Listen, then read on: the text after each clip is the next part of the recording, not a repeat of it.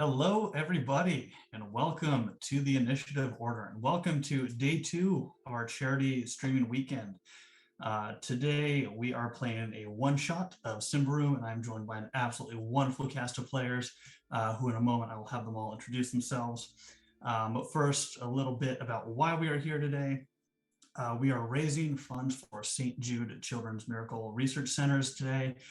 For those of you unaware, it's this wonderful network of doctors and professionals who are researching cancers and diseases specifically affecting children.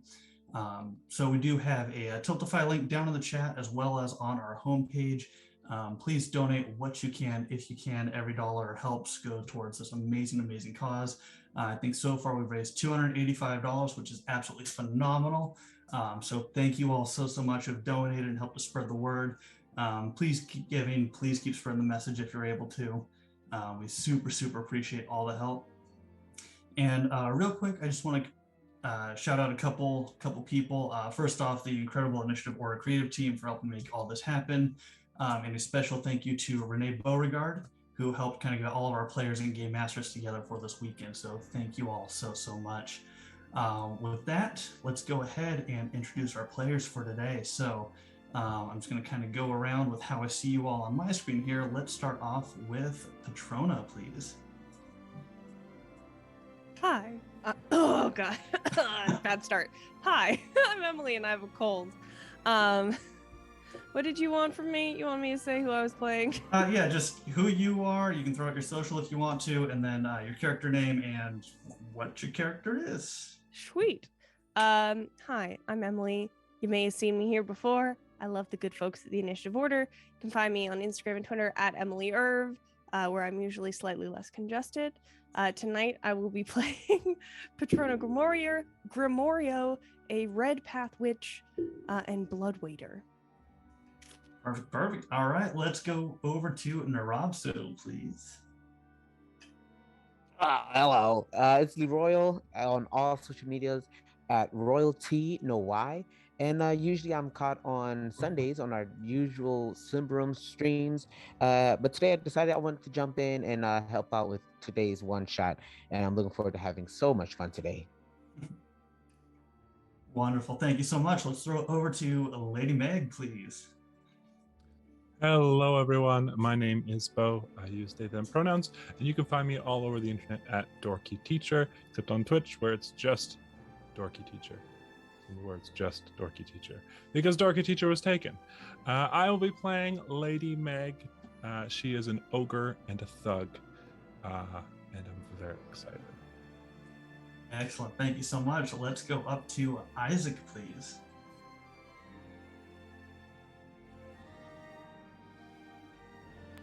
That is me. Okay, sorry. I spooked out for a second there. So my name is Rene. I'm Rene the Goblin on Twitter, Instagram, TikTok, just about everywhere. And today I am playing Isaac, who apparently is a little spacey today, but he is a undead former cultist. Perfect. Thank you so much. And last but certainly not least, let's see if I cannot butcher the hell out of this name.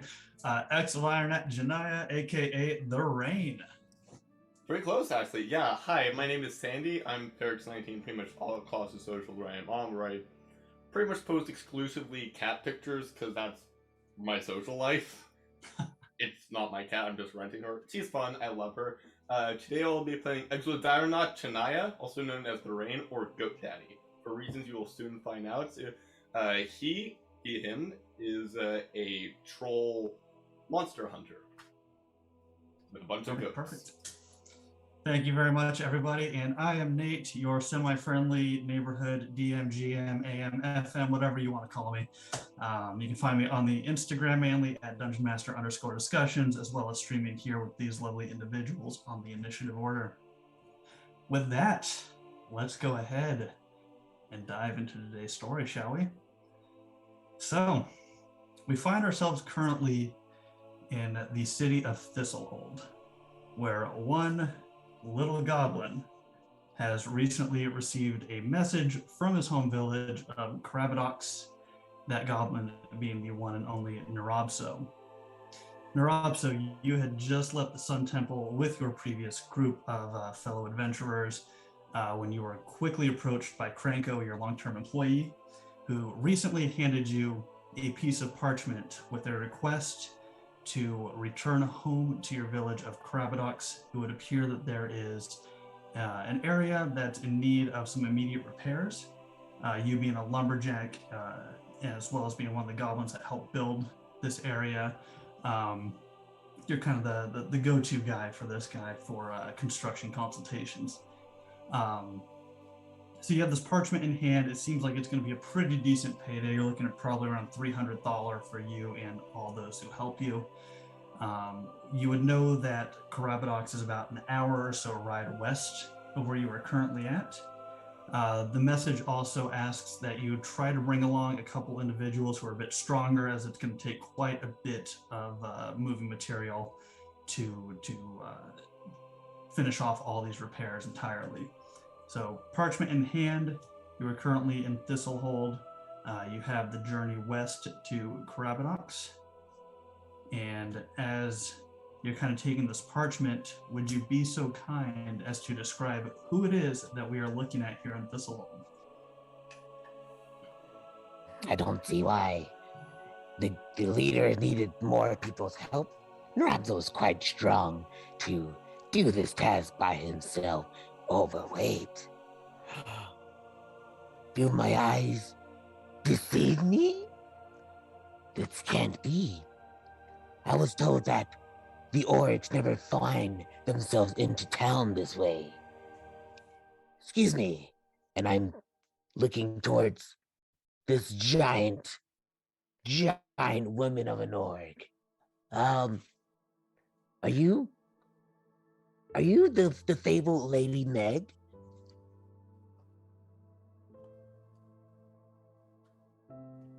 Oh, yes, that's me. I'm Lady Meg. Hello. Oh, wow. Never have I seen such a girthy woman. Well, I don't really speak to many goblins, or you're really small. And you are perhaps the strongest woman I've ever seen. Maybe just as strong as Leric, one of my fabled companions of old. Would you be interested in making a few thaler with me? Oh, well, would we be able to maybe stop by my bridge on the way over? I kind of left something important there. What's important to you shall be Oh. important to me. Oh, good. I think we'll make the greatest of friends, Mr. What is your name? Nrobso. Nrobso, of course. Well, thank you. Let's go along. And she's just gonna like tap you on the shoulder, and it's gonna completely bowl you over. All right. And as you're kind of tapping Nrobso on the shoulder here, would you please describe what it is that Lady Meg looks like to everybody? Yes, absolutely. Lady Meg is I'm trying to remember the actual height. I believe it was 9 feet tall. She's a 9 foot tall ogre with light skin with like a greenish undertone, especially kind of in the crooks and creases of her body, of which she has many. She is a very large woman who is wearing the barest of clothing. She's wearing almost like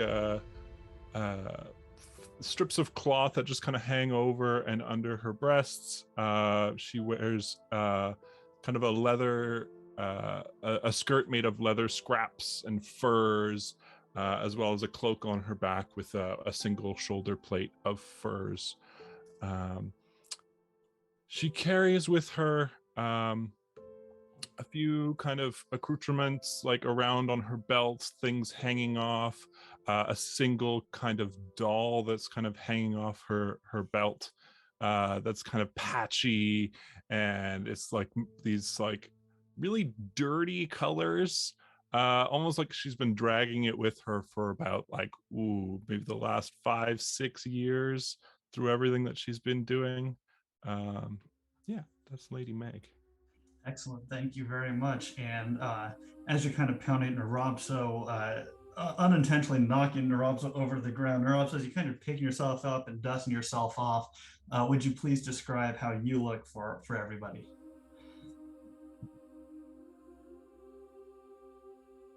You are muted at the moment if you are talking. Well, I like to leave a little suspense before I describe the might of Nrobso. He stands at a nice 4'2", 119 pounds, so he's absolutely just getting tousled back and forth. He's very nimble. He wears like a tattered, exactly kind of what you're seeing right now. It's like black cloth with some purple in it, in a purple beanie. But it's like scaly as well, almost as if it was taken from maybe lizard hide. Just to give him more protection whenever he's fighting. And he also carries with him one axe on his back, and a dagger on his hip. Perfect. All right. And Lady May, you would also know that heading west out of Thistlehold towards the village of Karabadox, that is in fact the direction of your bridge. About a 20 or so minute walk outside of Thistlehold, you'll come across this large ravine, which luckily this beautiful large stone bridge is able to easily make that gap. So there's nothing else from the two of you. You begin making your way down the pathway over towards Karabadox. About a good 20-minute walk, Lady May, you come across your bridge. Anything you would like to do? Yes. I would like to go under the bridge. And if Nrobso is trying to follow, I'd be like, "Whoa, no, you can't come in." But what's in there? Oh, this is my home. I live here. I live under the bridge. This is my domain.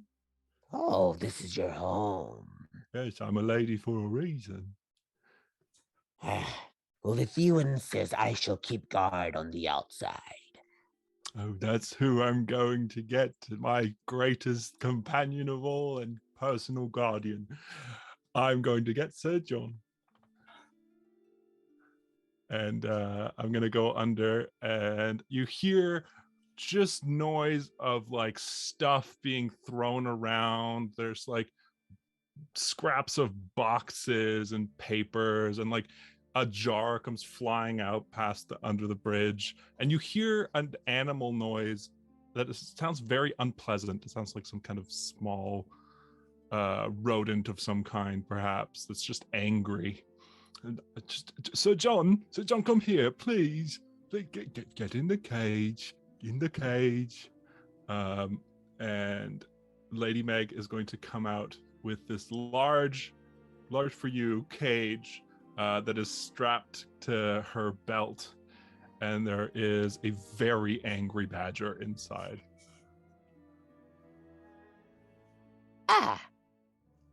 This was quite a surprise to see you've captured one of nature's finest animals.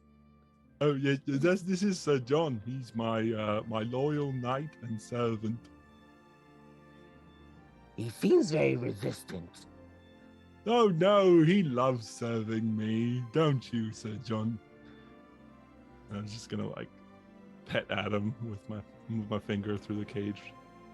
He's definitely like not having it. He's like scratching and biting, but it's not piercing that thick ogre hide. A feisty one.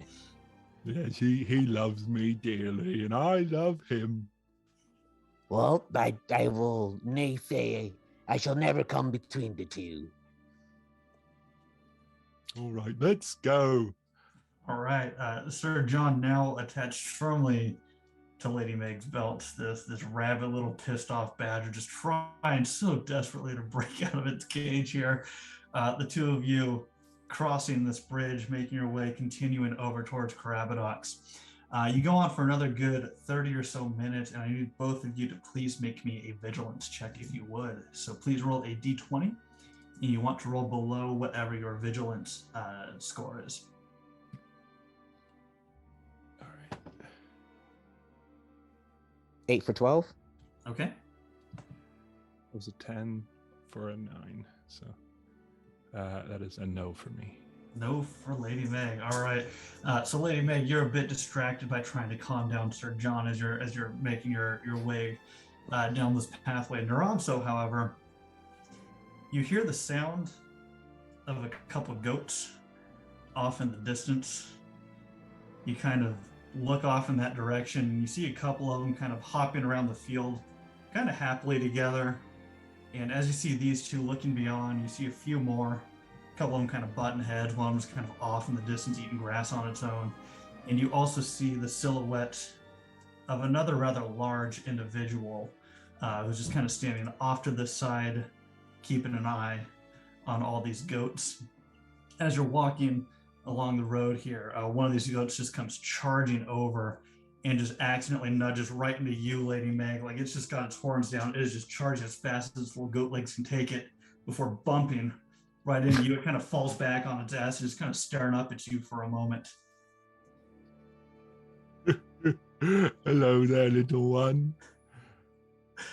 And Goat Daddy, you see one of your goats take off in that direction, bumping into two individuals over here on the trail.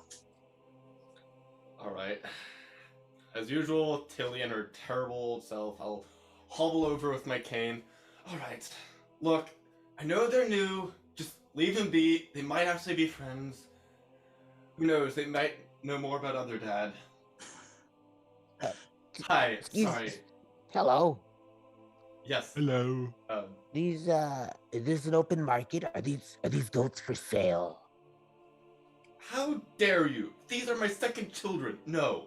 Oh. I will protect them with my life for whatever needs may come. Now, if you stand in my way and I reach there towards the bow on my back, we're gonna have problems. Are we fighting now? I And do the same. Oh, I'm sorry, and I sling the bow. My name is Exodirna Jinaia. Pleasure to meet you. And I extend a hand to First Lady Meg. Hello, I'm Lady Meg. Hi. And Lady Meg is gonna do a nice little curtsy. Sure, I'll try to do a curtsy of my own, which worked surprisingly well. And small one, who might you be?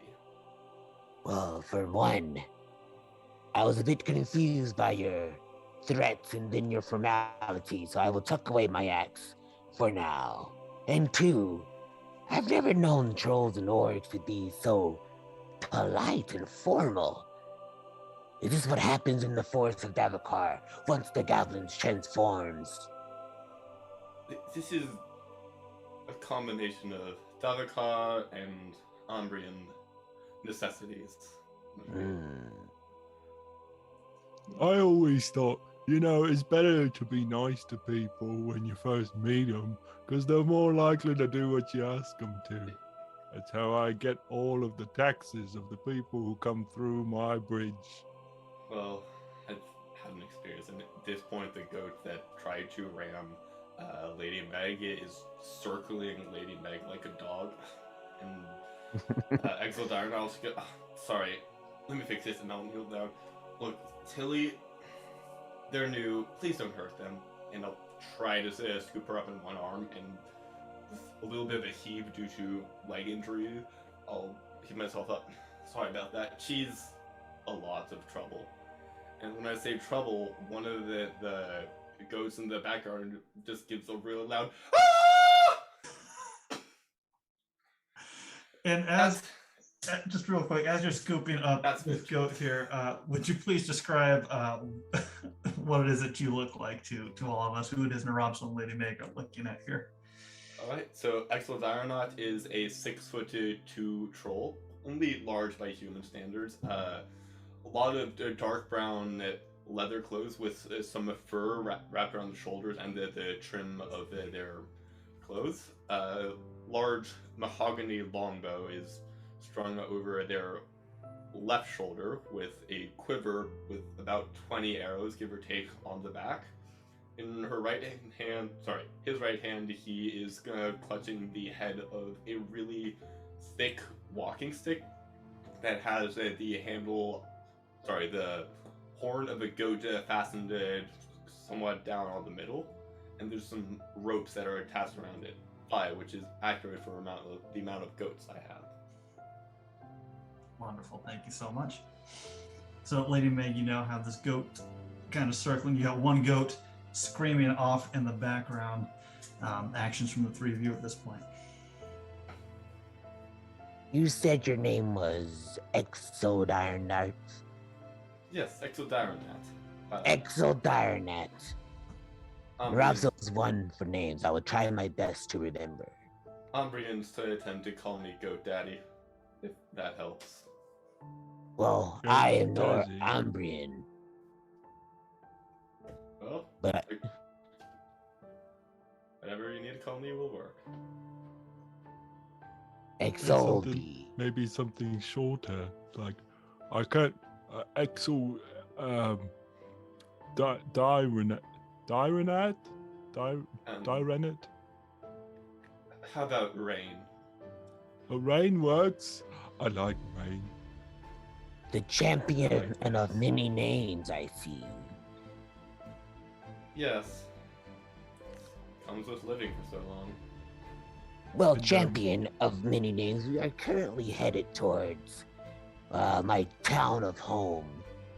Would you perhaps, and your children, be in the usage of, I don't know, carrying luggage to and fro? Yeah, sure, I can get the saddlebags. Just give me about some time. Wouldn't take too long. I'll just need to gather the goats, get Tia and Tilly the bags. Is that alright with you? Yeah, that works for me. Alright, great.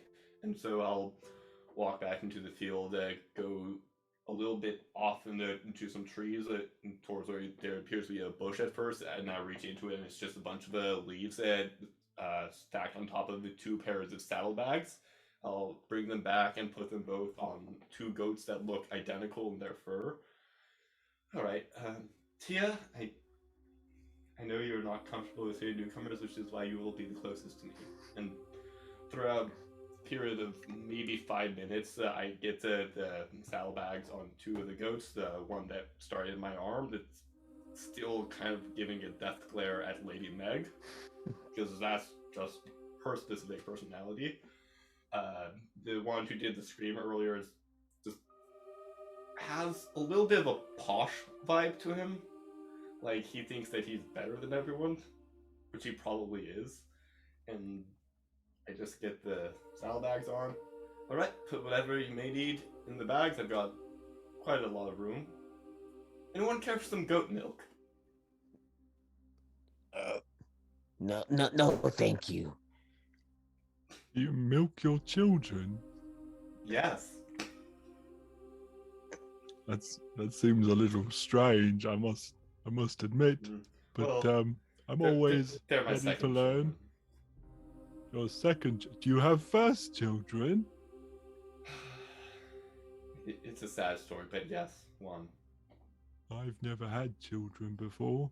No one seemed very interested in having children with me. I can see what's happening. They don't have a clue.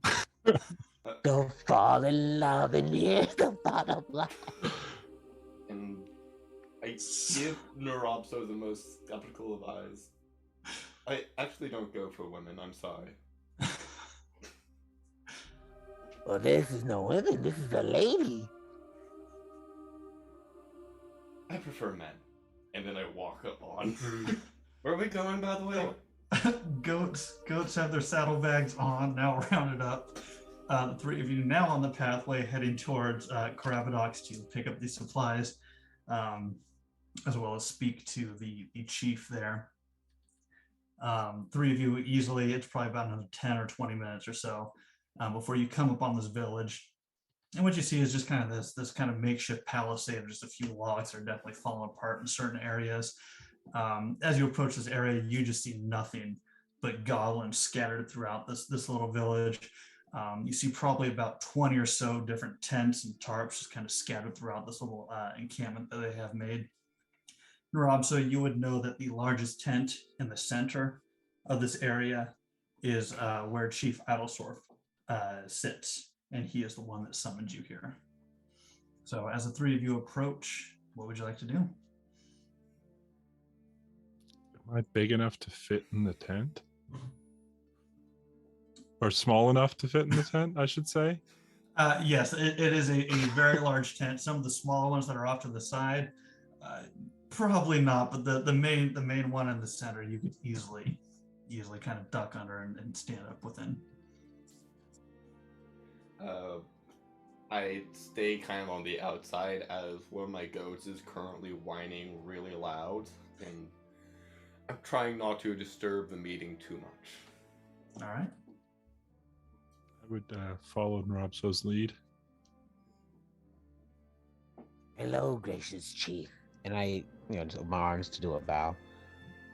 I see that you've summoned me. I'm not sure you're aware of the goings of Thistlehold, but there was a huge problem with a big hole somewhere else on the west side, and it really is this so urgent that you needed me now? The hole can wait. The hole is not our problem. We are paid to maintain, and this is good pay. And what you see before you is another goblin. He probably has a good foot on you, Nrobso, and this guy is just plump as hell. Like his belly's hanging out underneath like kind of this little canvas vest. He's got on just some basic little canvas like shorts, and he's just kind of sitting on this throne made of just various bones and sticks. You know this individual. He's been in charge of this area for probably a solid 10 years now or so. And as you're kind of looking up at him, he just looks down towards you. You do want to make good money, do you not? Well, your graciousness, and like as a goblin, like I understand that whenever the chief goblins is like, you need to come, I have to obey. So that's like the only reason why I'm here, by the way. Your graciousness, yeah, I would love to make money. The job that I had was paying quite well. Well, this one pays quite well too. And this one, well, perhaps you may find other interesting items at the construction site. Items that one might find quite valuable. And these items Nrobso can keep. Do what you wish with them. Your Honorable Chief, you know usually I never like working for the Ambrians, but because it is you that is requesting, I shall oblige. But what of my companions? This one here, pointing towards Lady Meg. Hello. She is joining you. Yeah, I'm going along for the ride. You said companions, I just see one. And Oh, at this point, a goat would start poking his head in one of the saddlebags, and I'll just say, no biting, be friendly. And the goat is giving like a low dog growl, like something's going to happen, and there's just furious tugging, and the goat eventually pulls around, and I'll lift my way and stick my head through. Hi, I'm Exildironet. Sorry, bit busy. They're not always the best with introductions, especially her. that is the champion of many names. Champion of many names, you say. Sure. Yeah, that works. Give me a persuasion roll, Nrobso, if you would. Oh no. Advantage because it's my own race.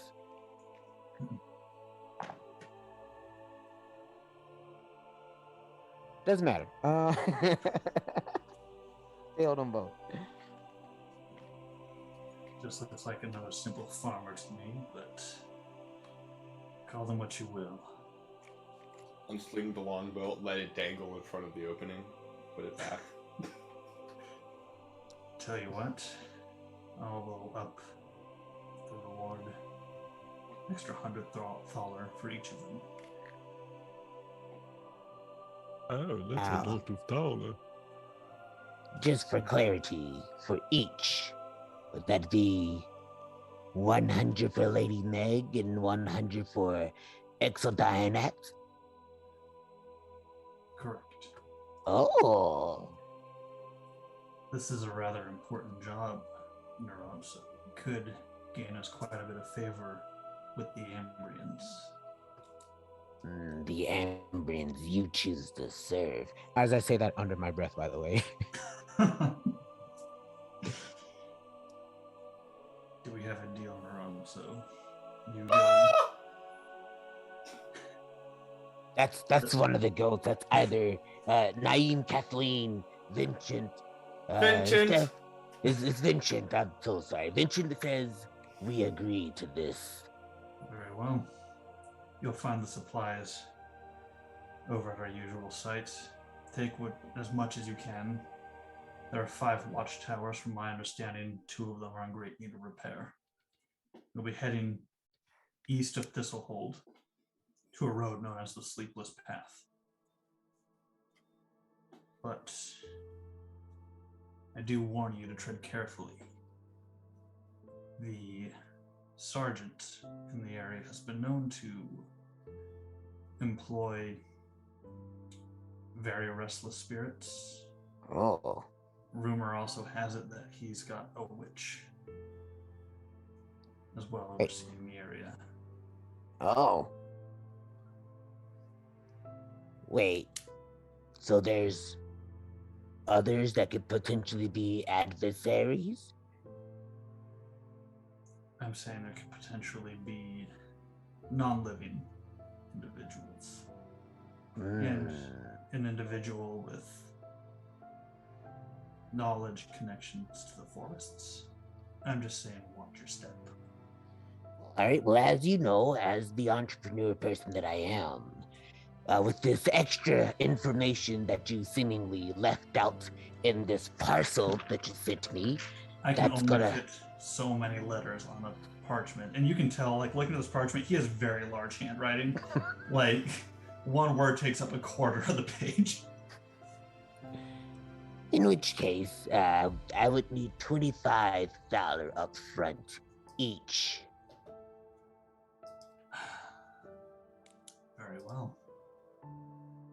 And he reaches over into this little small chest he has sitting on the side of his throne here, and he pops it open. He's grabbing out a handful of coin and just dumps it on the ground right in front of you.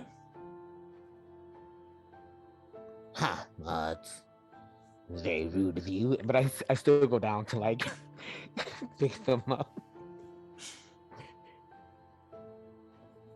Your humbleness. I exit. All right. Exiting out, gathering up the supplies. Anything else the 3 of you would like to do in this area at this time? I'd like to see if I can find anyone who'd be interested in goat milk. Say, by any chance, would anyone like some goat milk?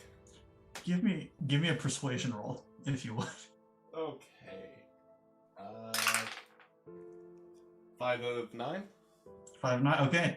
As you're out there kind of shouting this around, you see about 5 goblins kind of wearing almost like makeshift hard hats. They've got like kind of like half skulls that they found somewhere kind of strapped to their heads. You see them kind of holding just very crude like hammers and screwdrivers. They all come running over to you. Oh, me. All right, and then start handing them out. 2 for $1. 2 for $1. Is that how money works? I play this game. How about 2 for a shilling? That works. I know mathematics. All right. So you make about 10 shillings off of these individuals, which would be equivalent to $1 apiece. Okay. All right. Goat milk passed around, supplies gathered, strapped onto the goats. We're gonna go ahead. I divvy up the 25. There's 25 for Lady Meg and 25 for Rain. My simple appreciations. But please do not give me any other goat milk. I have plenty of ale on my hip. Okay. All right. 3 of you, supplies in hand, begin making your way over towards the Sleepless Path, which is where we are going to now jump over to. So over on this area, there are about 5 watchtowers, each of them made of just simple stone. Up from the top of probably about the center one in, there is a certain red witch kind of overlooking the forest of Davokar. And Petrona, would you please describe who it is that we see on top of this tower? So, I'm on top of the tower. That's fun. So atop the tower, you see, well, you probably can't ascertain height, but an average-sized woman, of a slim build with fiery red long hair. That's just, I assume, at the top of this tower, whipping around in the wind, sort of this chaotic swirl, with her eyes just marked with charcoal black all around. Wearing sort of a swirling, scrappy dress of red and black. And from a distance, you probably wouldn't be able to notice. But while she looks human in appearance, there are definitely some more almost animalistic features to her that you might perceive or pick up on at a closer distance. Excellent. All right. So as you're kind of standing up on top of this tower, you can see the various watch individuals. A couple of them are working on repairing these little palisades that they have built in between these towers. Down on the opposite side of those palisades, you see them kind of digging out trenches between the towers and the woods, as these towers are situated right on the border of Davokar. And you would be well aware of the types of creatures that come from these forests, rather dangerous. And so it would seem that this kind of area is being kind of fortified to help protect Thistlehold, which is right nearby. As you're standing on top of this tower, if you'd be so kind as to give me a vigilance check. Yes. Remind me. So you're going to roll a d20, and Yep. you want to try to roll below whatever your vigilance score is. What if I rolled the same? If it meets, it beats. So you were good. Great. So standing on top of this tower, kind of looking out into the woods, the first thing you notice is it's gotten significantly colder today. Over the past few days, the temperature has significantly dropped quite a bit. The wind is just kind of whipping through the air. It almost stings your skin a little bit. But as you're looking down and kind of watching these individuals kind of digging out these trenches, it's kind of hard to see, but kind of down off to the right-hand side, you see one of them kind of stop for a moment and just hear him shout, "Oh, shit, we got another one." And from up here, you see what almost looks like a hand sticking up out of the ground. And as this individual's kind of digging, the fingers of this hand slowly begin to twitch ever so slightly. He's like, "Oh, shit, another undead.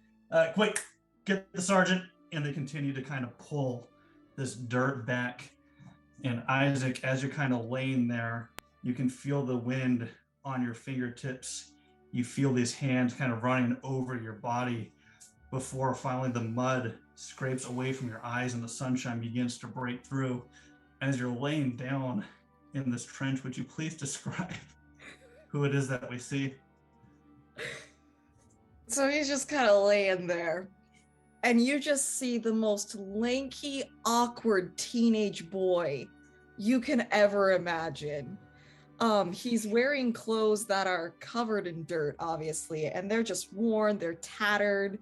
And as the dirt is being uncovered from him, it's actually a dress. It's not even robes, it's just a plain old dress. And he just kind of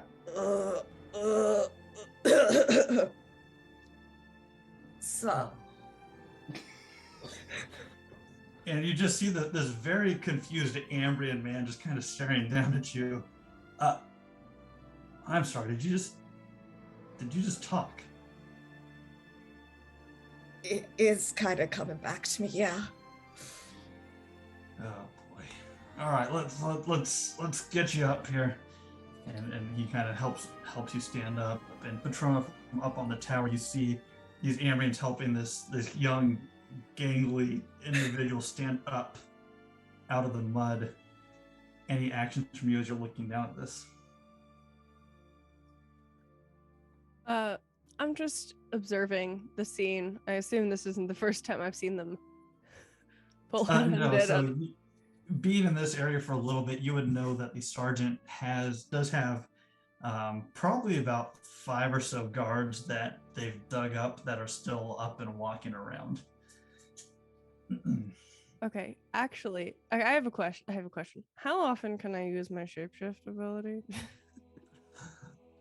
I would say that's a great question. I'll say you can probably do it twice a day.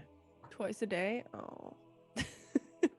Even if I'm at the master level? Sorry, I'm not trying to You are at argue the with master level. Actually, no, because this isn't. This is when you're both. So actually, no, you just have to make a resolute check to see if it takes hold. Actually, so you can do it as many times as you want. Sweet. Okay, then I'm going to turn into a bird and fly down. Okay, give me a resolute check if you would. Yes, I rolled under. Okay, perfect. So as you begin shape-shifting down into this bird, what does that look like for us? Like, does your limbs just kind of shrink down as your clothes just kind of fall to the floor? What does it look like? I lift my arms up and there's sort of like strands of fabric trailing from them. And as I do with that swoosh motion, they just sort of morph into wings and I become this blood red crow as I soar down and land atop just a rock. And I go, ah! Because I don't think I can talk.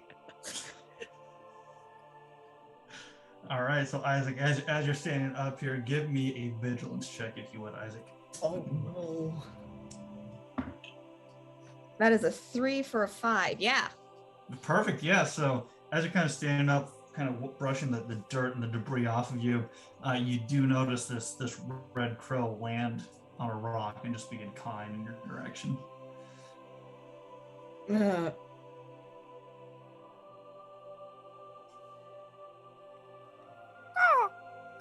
And I turn back into a human.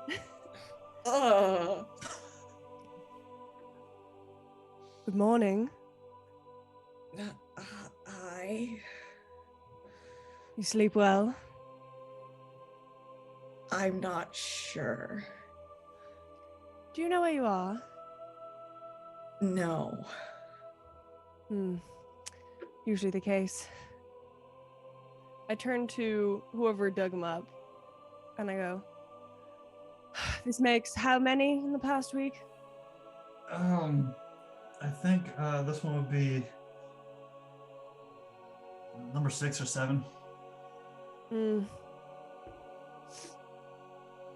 This one's rather young. How old are you, boy? I don't remember. But out of character, he looks about like 17, 18-ish.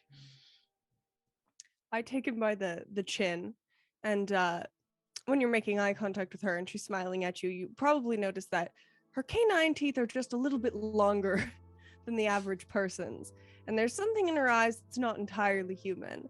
And so she's just sort of looking into your eyes and holding your face and inspecting you, giving you a little turn. And let's go. Well, I guess we can always use more. I turn back into a bird. Yeah, I turned back into a bird. And if there's any sort of like high place or anything, I like a stake or anything on the ground, I sort of float up there. And I take a peek around, just surveying the area as well. What's the ground like at this excavation site, out of curiosity? give me a vigilance check if you would. Sorry, what is? Yes, just under. Just on, okay. So yeah, looking about this area, you can see that there's probably about a half a mile or so trench that's been dug out. You can see that there's been various large stones that have been placed down in this trench, which you would know is kind of where they had marked where they had dug up other bodies. And as a matter of fact, as you're seeing, as it kind of crawls up out of this trench, you see one of the watchmen coming over to this rather large boulder. He kind of rolls it down in the trench and just kind of slams right down, right where Isaac was laying at. Looking over the two towers on the far left-hand side, both of them very much decaying. A lot of the stonework missing. A lot of the wooden roofs of these things have collapsed down in. From what you're not entirely certain, you came after whatever damage those towers happened. Looking over to the right, two other watchtowers, perfect condition. And as far as the guard goes, there's probably about 10 or so different individuals walking around in basic ambient guard gear. Each of them kind of having just basic longsword, shields, bows, nothing super distinct that you can make out from up here. And we're like right next to the forest, correct? Correct. So scanning the forest as well, do I see anything, any movement, anything out of the ordinary? With your check at this time, no, you didn't.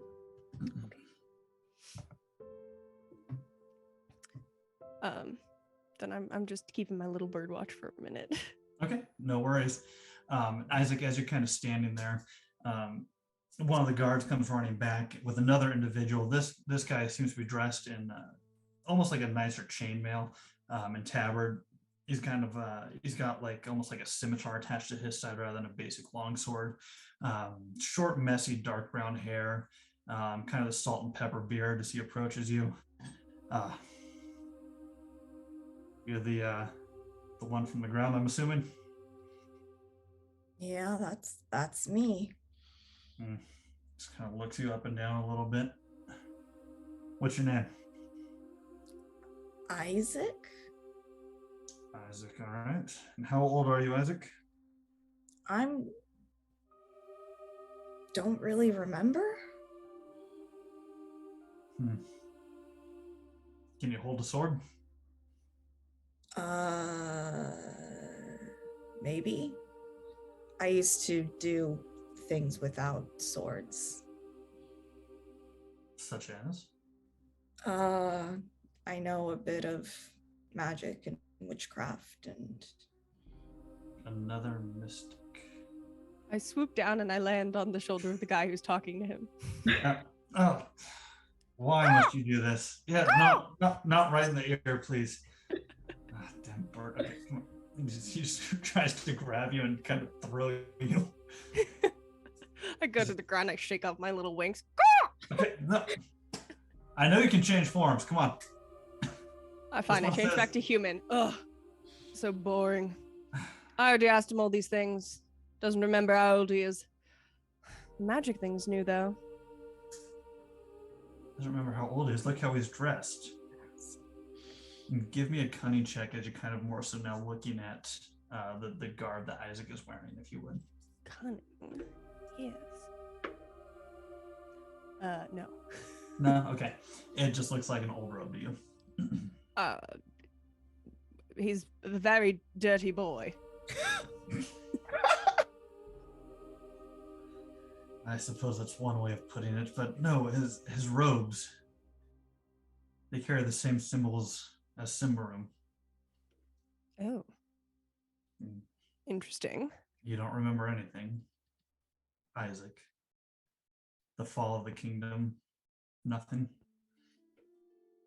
No. Nothing at all. Mm.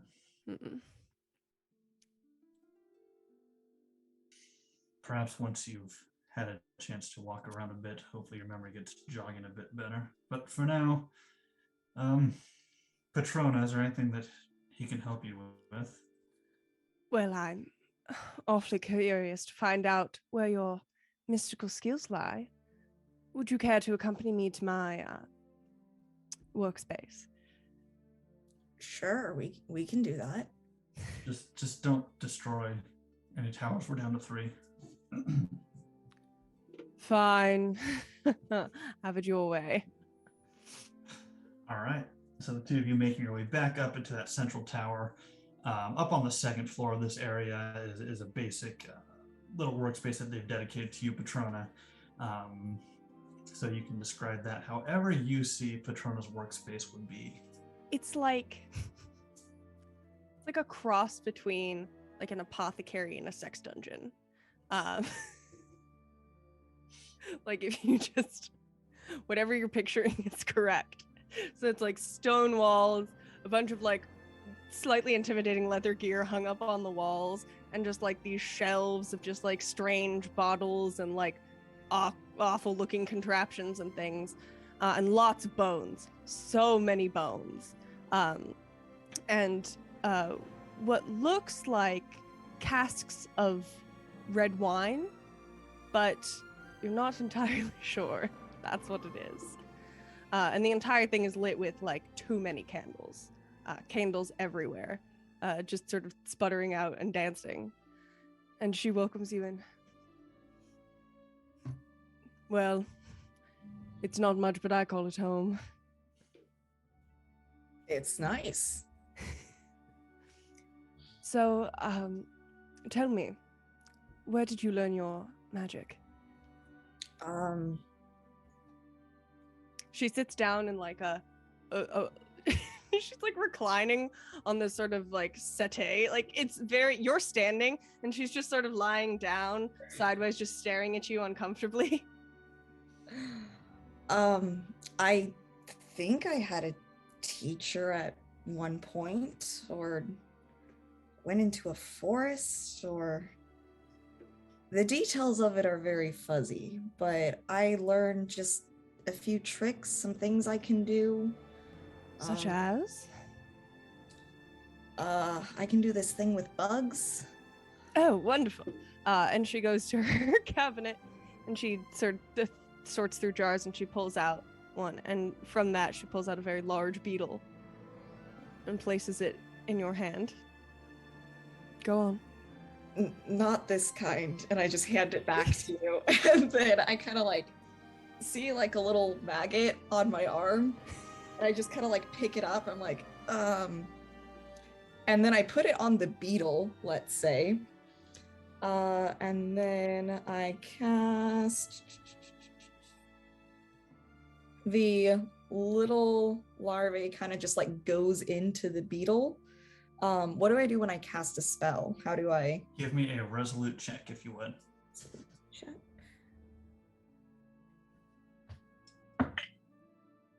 Yes, that is a 1. So Okay, pass. perfect. So yeah, that definitely takes effect. Now, do you have the witchcraft ability by chance? Yes, I do. You do? Okay, perfect. So you don't take any corruption from that. Correct. And then the beetle takes 3 damage as this little larvae just kind of like tunnels into it and starts almost eating its way out. Fascinating. And I'm still holding this beetle that now I've got beetle blood all over my hand, I assume. So I sort of toss the beetle and I lick the blood off my hand. All while making eye contact with this poor boy. You might prove useful. Let's start with maybe something simple. So you can make bugs eat other bugs. Is there anything else? Fire, water, earth. Do you have some arrows? I could find some arrows. I'll be back. And you could tell she's kind of excited. I would assume there's not too many other. She's around a lot of soldiers and undead people building things. So somebody with a little bit of magic ability is very exciting. So hold on. Assuming I can bird, which I can. I bird off. All right. To go grab some arrows. Okay. birding off out the window in search of arrows. It's easy enough. Bringing the arrows back. What would you like to do? So I just grab these arrows that she's giving me, and I kind of hold them just in my hand for a quick second. And then as I let them go, well, let's see if I do. Yeah, that's a 7. As I let them go, they start to kind of float up next to me. And then where is the beetle this poor beetle that is being eaten? I just sort of tossed it over my shoulder. We'll just say it's on the floor somewhere, and I just kind of look at it, and then one of the arrows just and shoots into it, because that's really the only target that I feel safe shooting something at. Interesting. Well, you seem to have retained your gifts. To some extent, at least. There's room for improvement, but isn't there always? Did you say you had a name? Isaac. Are you sure? Yes, kind of. You know, if you ever wanted to choose a new name, now would kind of be the opportune moment. We'll just sure, we'll go with Isaac. That's fine. And I give him a pat on the head. Are you? Sorry, I'm not used to having to take care of people. Are you hungry? Do the undead? Do you eat? Do the undead eat? Do the undead eat? You can try eating. I don't. Maybe. Okay, well, it's a start. I'm sure I have something here. And she's back on the shelf, just frantically going through all her little boxes and bottles and all that. And she pulls an ornate box off the shelf that's wrapped in a little ribbon. Opens it, gives it a sniff. Probably still good. Hands it to him. These were from an admirer, tragically deceased. But I don't eat almonds, so here you go. I just gingerly pick up one almond, kind of put it in my mouth, start chewing.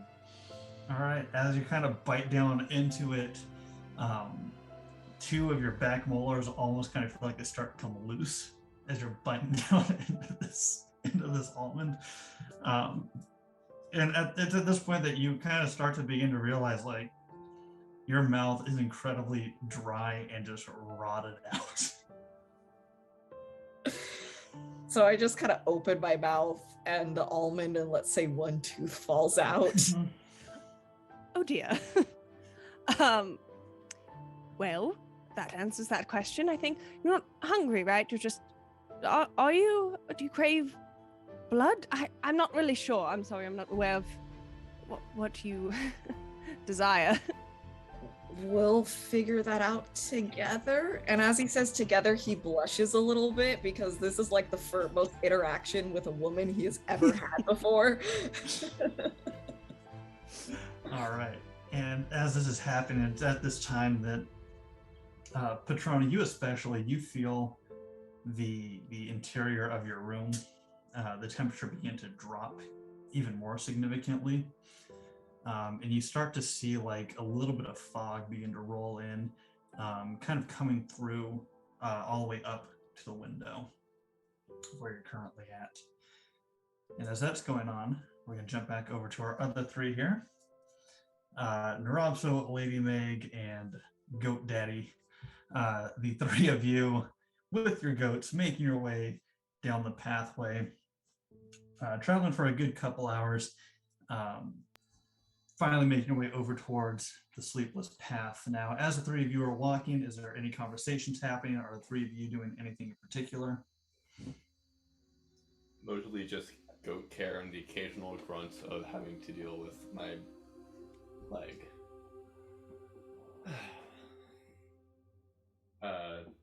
2 of the goats are acting up quite a bit. Niam, who is the one who was acting kind of posh, and the one who tried to ram that Lady Meg, who's constantly eyeing Meg's legs. If it was Tilly, right? That was attacking Lady That was Meg's. Tilly, yes. If Tilly starts charging at Lady Meg's legs again, Lady Meg is just gonna pick up Tilly, and just kind of flip her over to like baby and just start cradling her. Like, there, it's okay. We can be friends. It's all right. Oh, Lady Meg is so motherly. Tilly would try to bite you. So, what should I roll for this? I will have Lady Meg. Why don't you go ahead and give me a quick check here, Lady Meg? And you see this goat kind of quickly nipping in your direction to see if you can drop it in time. I'm good at quick, surprisingly. Yeah, no, it was a 5 for 15. So yeah. All right, so yeah, as this goat begins to kind of nip right in your direction, you have enough time to either kind of reposition or just yeet the goat. I'm just gonna reposition the goat so that it's like facing outward from me. Okay. Just like, it's all right I- now, it's okay. I And just, really like, pet wouldn't the goat and recommend- like just like rub the goat like between the eyes. Still just blood fury over it. Yeah, And no, it's with fine. that, Goat Daddy go, yeah, no, she really is not good with newcomers. Lady Meg seems to do great with animals. Have you seen her honey badger, Sir John? You would just see like Oh, she's what had now? Oh, she's yes, had a badger that. just on her hip this whole time, kind of like hanging off the back there. Just if any of the goats approach, they'd be growling and snarling and scratching at the cage walls. Almost immediately, one of the newer ones that hasn't really spoken that much, Kathleen, who I will introduce promptly, is definitely eyeing Sir John as like, you're a threat. I must protect my friends.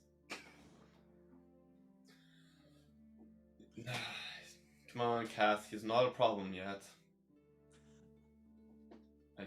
Oh, the suspense. The suspense with the word yet. There will be a Thunderdome later. Goats They're versus very well buffalo. made.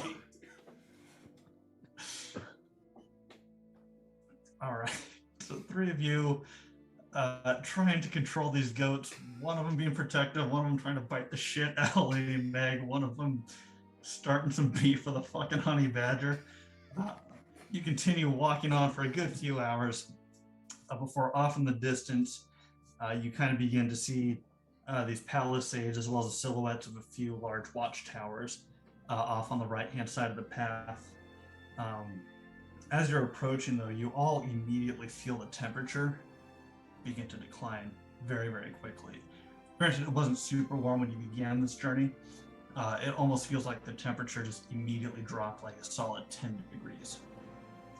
As you're continuing to move forward, you also begin to see this fog roll out of the woods, out of the forests, coming across the trenches, over the palisades, and beginning to kind of just encompass this entire area. Petrona and Isaac, you can both see this from the windows as well. Where once you had just a perfectly clear view of the woods is now almost immediately filled with just this thick fog. If everybody could give me a vigilance check when you have a moment.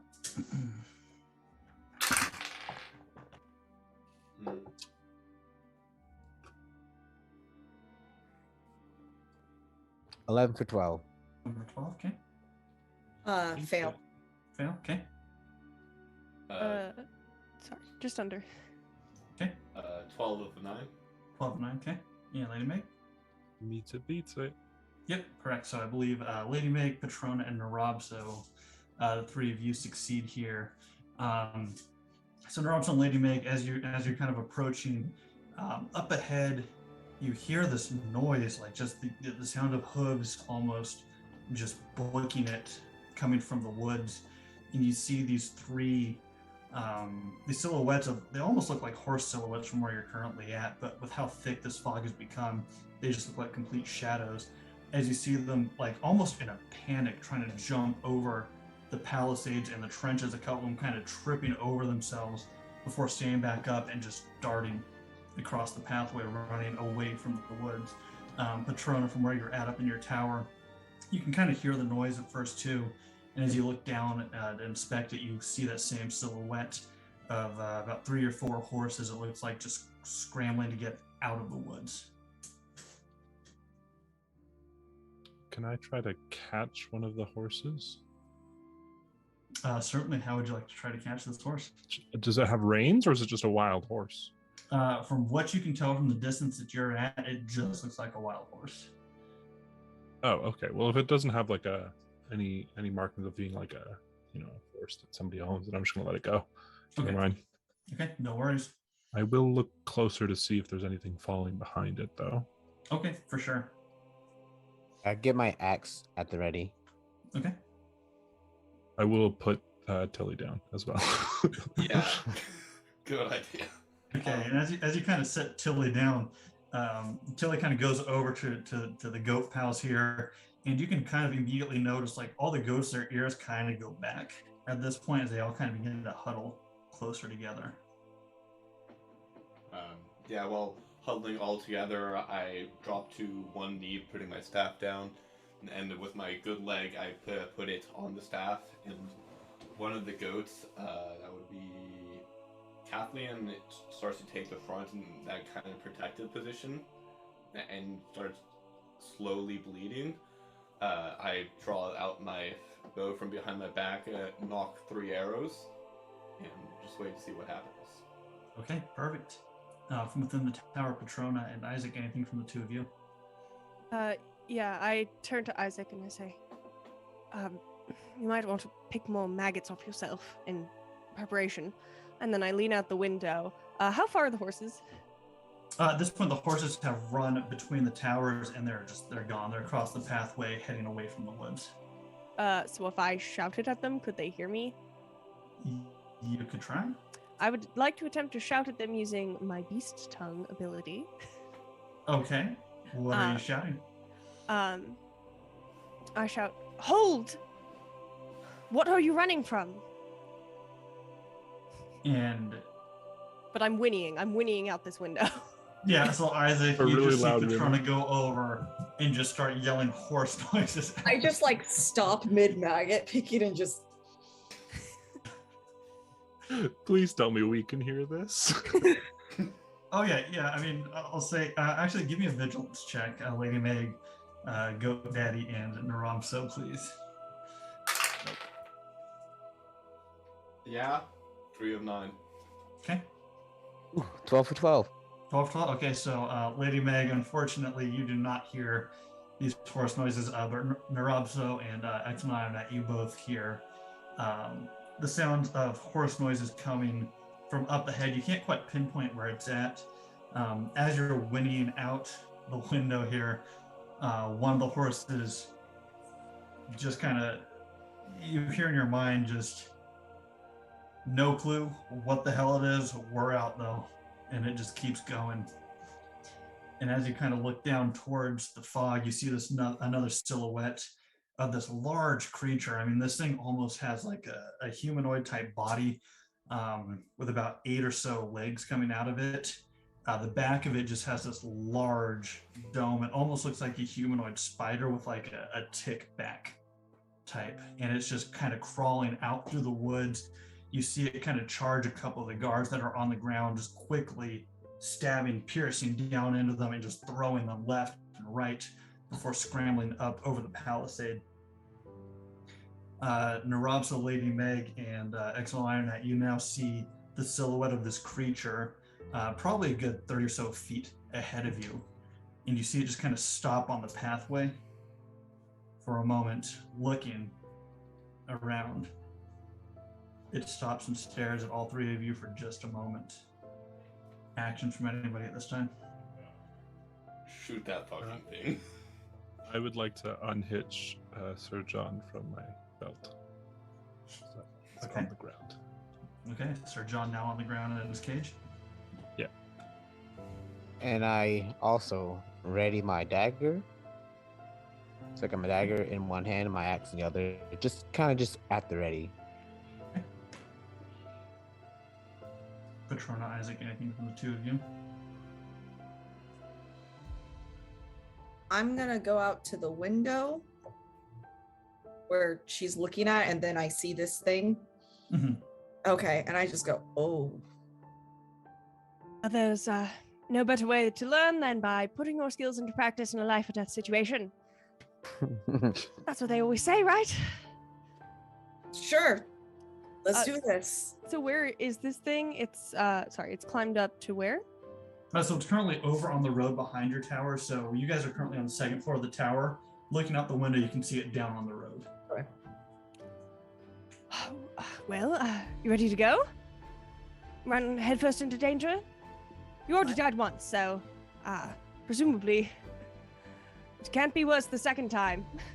We'll see if I can die again. And I grab the little pile of maggots I've been collecting and then the remaining arrows that there are, and then I just look at you. Wonderful. I take him by the hand and I pull him down the stairs, and we're gonna go down and out. Although I'd like to not just emerge right in this creature's eye line.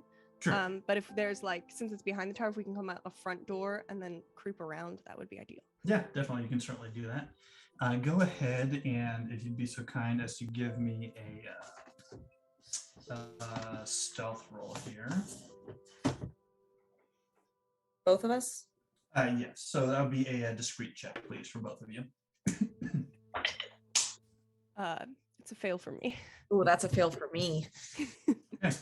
So the two of you trying to be as sneaky as possible.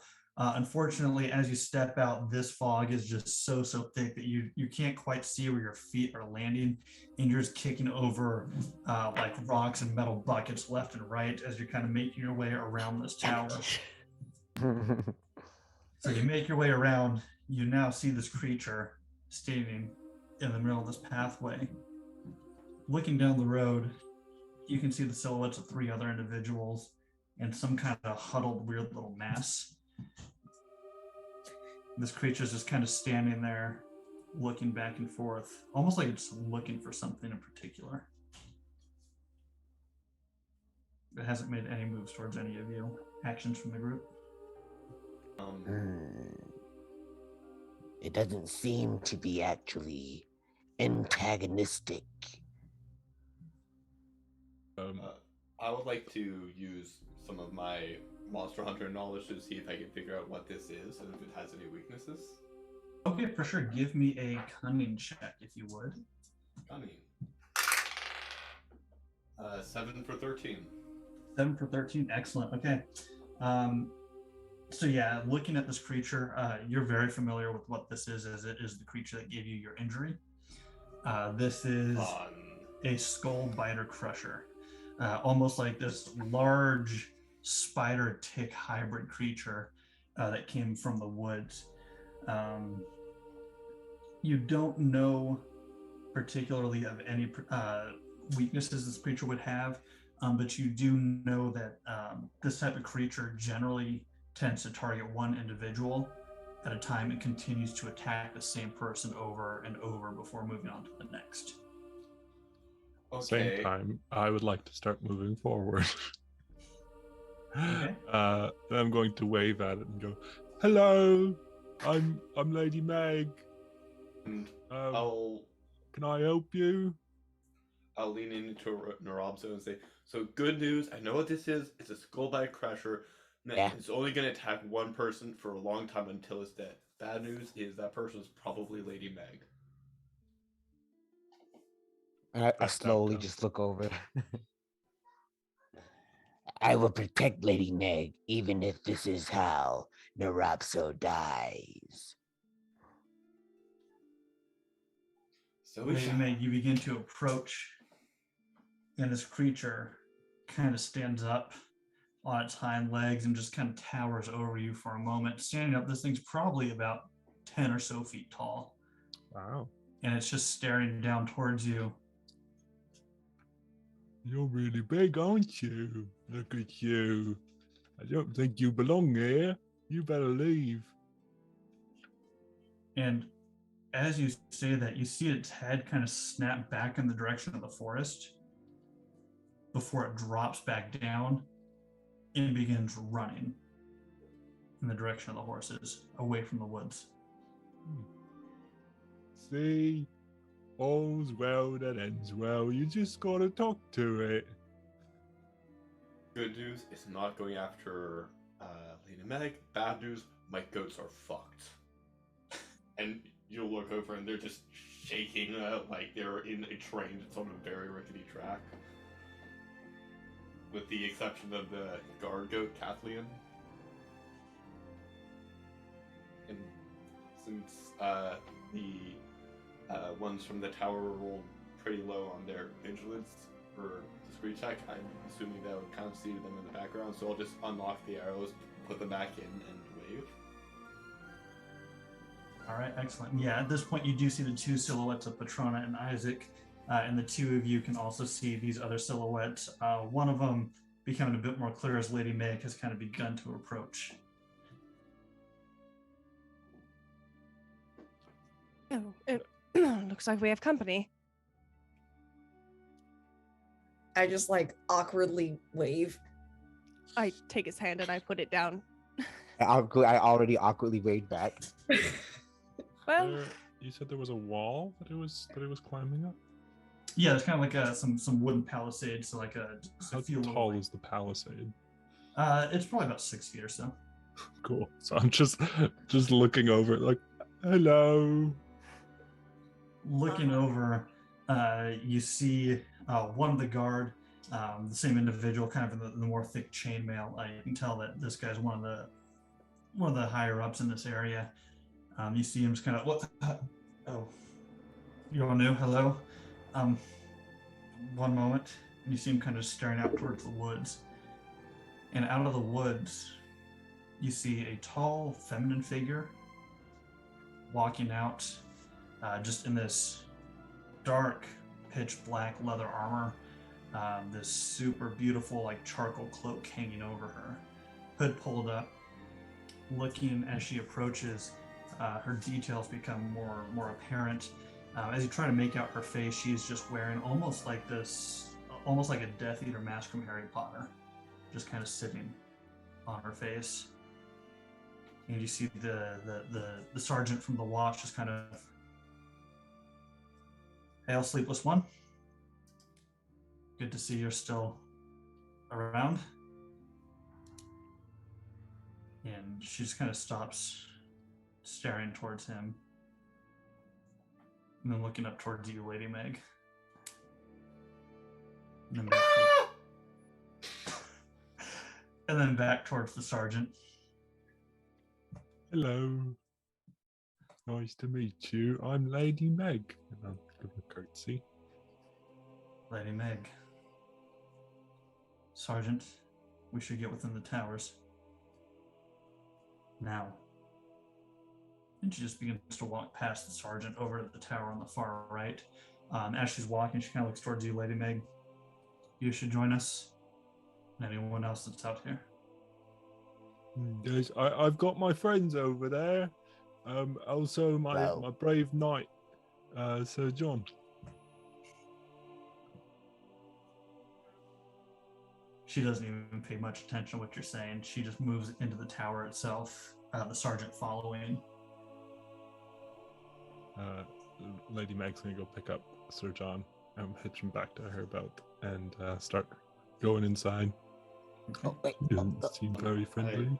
I guess we follow, and I'll start. All right. I'll begin the long process of pushing myself up from the ground, getting the goat steady, and getting back on my cane. Guess we head to the tower. Okay. Didn't seem very friendly.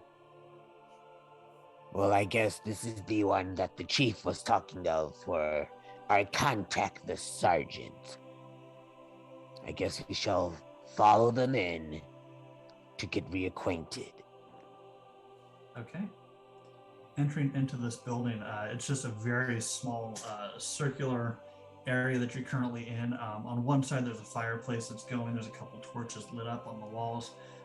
You see about a couple of little bunk beds off in the corner as well. On the bottom bunk, you see one watch guard who is just shivering, and you can tell that he is just drenched in sweat as he's just over there coughing up kind of this black ichor all over the pillows. There's another one that's kind of in a fetal position over by the fireplace, still once again just drenched in sweat but shivering at the same time. And the sergeant also joins all of you now piled in there. And any actions from all of you in this area? Tending to my goats, who most of them are in absolute terror. And especially Tia, who's the one who's trying with newcomers. She's very much on edge because there's a lot of new people in here, so she is very much my special child right now. Did we follow them in? Isaac Yeah, and did myself? follow them in? If you want to, you can. Or if you want to stay outside, you can. Or if We you wanna saw go them in. go in, though, correct? You did, yes. Okay, then I okay. think We would have followed them in Yeah. then, yeah. Okay. I'm gonna go over and seeing all these goats and just kind of like extend my hand out to one of them to like sniff it, I guess. Oh no. See which one you extend the hand to. Give me a random one. Yeah, I rolled for it. You extend your hand to the proud one, who looks up, extends a hoof. It kind of like fist bump it. You fist bump a goat. I'm like, oh, hi, yes. That is Kathleen. I'm actually surprised he likes you very well. I'm Exo Diana. Pleasure to make the acquaintance. Nice to meet you, goat dude. That works. Are these all yours? Yes. Oh, not they're for sale. wonderful. And I start talking with the goats, using my beast tongue ability. I just want to know their names. If their owner is trustworthy. Yeah, I find that their names are Neom, Kathleen, who's the one who just extended the hoof to Isaac, Vincent, who kind of has a little bit of a cocky personality, thinks really highly of himself. There's Tia, who's a little sketchy of you at first, and Tilly, who has real big mean girl vibes. And speaking with them, I'm sort of asking generally about their caretaker and the party that they've been traveling with. I don't know how much the goats can tell me, but Various degrees of intellect. They all think pretty highly of me as like they've been with me for all their lives, and I've been around for a lot longer than they have. I treat them well. I don't get harsh when I milk them. good to know. Vincent may say something a little bit bad about me, but as maybe an insightful person, you might think that that's just rebellious teenager goat. Great. I give one a pat on the head. I say thank you. You've been very helpful. You have a lovely flock. Sorry, I don't think I caught your name. Exo Diamondnat. You could just call me Rain. Sure. Should we all go around and do introductions? I see quite a few new faces and lovely new companions. And as you say that and kind of begin to expect everybody to kind of go around the room giving their names, you begin to hear what sounds like a bell begin to chime very rhythmically. And you see the woman that walked out of the woods just kind of look towards all of you. And as she's looking towards you, the window behind her begins to kind of glow this icy blue energy as the window flies open. And she looks towards all of you and she just says, "Save them." And she walks out of the tower. As she's walking out, she draws her sword this blue energy kind of begins to enter into the chamber that you're in. The fireplace, all the torches, everything fizzles out immediately. The five of you now left in darkness within this one little room. That icy blue glow outside begins to get slightly stronger. And Hey, this Pooh. is where we're going to jump to a quick break. Oh. Thank you all so much for sticking with us so far. We will see you all back here in probably about 10 minutes or so. Thank you all so much who have donated to St. Jude so far. Please continue to donate what you can. If you can, please help us spread the word. It all goes towards such a wonderful, wonderful cause. Yeah, thank you all so much. We'll see you back here in just a moment.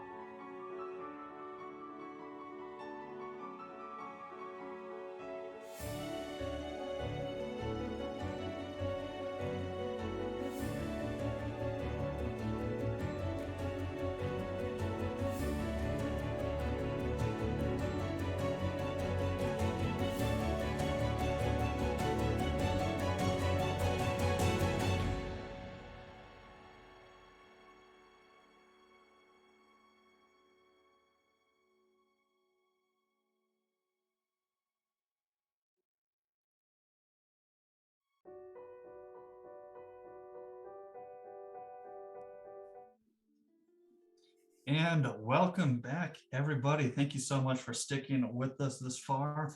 I also just checked. We're at $370 raised so far for St. Jude. So thank you all so much. Greatly, greatly appreciate it. So wonderful. All right. So to recap, our group of individuals, 3 of them sent to these towers to do some simple repairs. 2 of them already there kind of helping the watch. Well, 1 helping the watch. 1 of them dug up out of the ground as they discovered a little undead boy.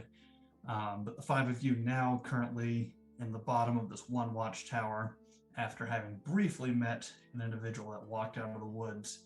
All of a sudden, all the flames have gone out and there's this slight, like icy blue glow piercing through the window at this point. Actions from the group? This woman doesn't look familiar to me, does she? No, you have not seen her before in your life. Okay. Does the magic seem familiar, like the type or anything like that? Give me a cunning check if you would. Okay. Who are we supposed to be saving? 7 out of 11. 7 out of 11. Okay. So this type of magic, you can't quite pinpoint the exact nature of it. You know that with the candles all of a sudden burning out, the dip in temperatures, and kind of just the general area that you're in, you get the sense that this might have something to do with spirits, especially with all the undead and corruption in this area. Aside from that, you can't quite pinpoint the exact nature, though, of what type of magic this is. Gotcha. Sergeant, it seems this lady wants us to save them. We've only got here for construction. Who's this them she is free? You keep a dog in here? And Oh, just sorry, that hug was at me. I like puppies. Who's this them she's regarding to? It could be me, but I doubt it. Perhaps you should ask. And I lean out the window. And I go, who would you like us to save?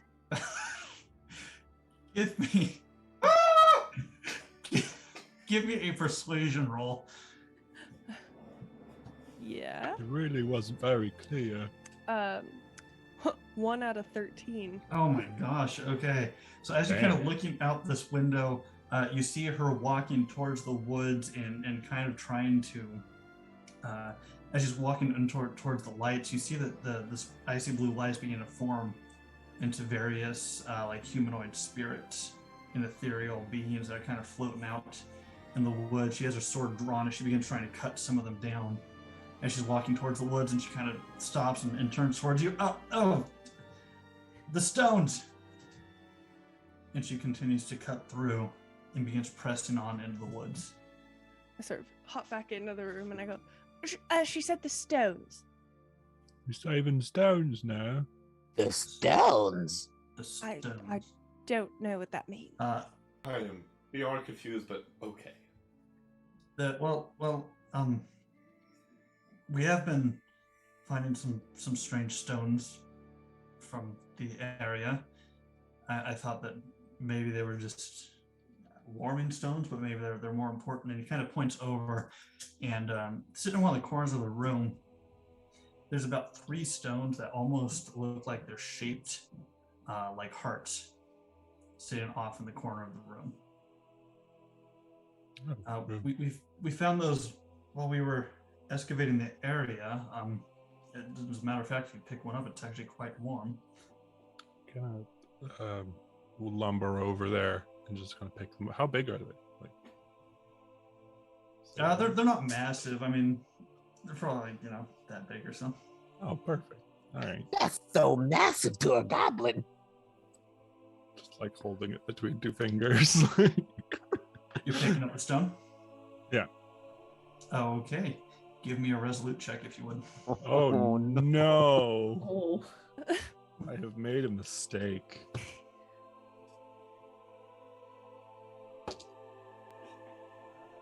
3 out of 5. Oh, all right. you pick up the stone, and as you're holding it, Bad luck. you begin to see this like physical, like dark, twisted shadow begin to kind of pour out of the stone as it tries to pierce into your skin. But luckily, you're able to kind of resist the corruption that's coming off of the stone. Please, to put it down, I'm going to say, these don't seem very nice. Maybe don't touch them. Sergeant, it appears you have corrupted stones in your house. And you didn't think this was important to tell me at any point? The one mystic you keep on the grounds? You seemed busy turning into a bird and yelling at the other animals. Well, yes. But I could have made time in my day.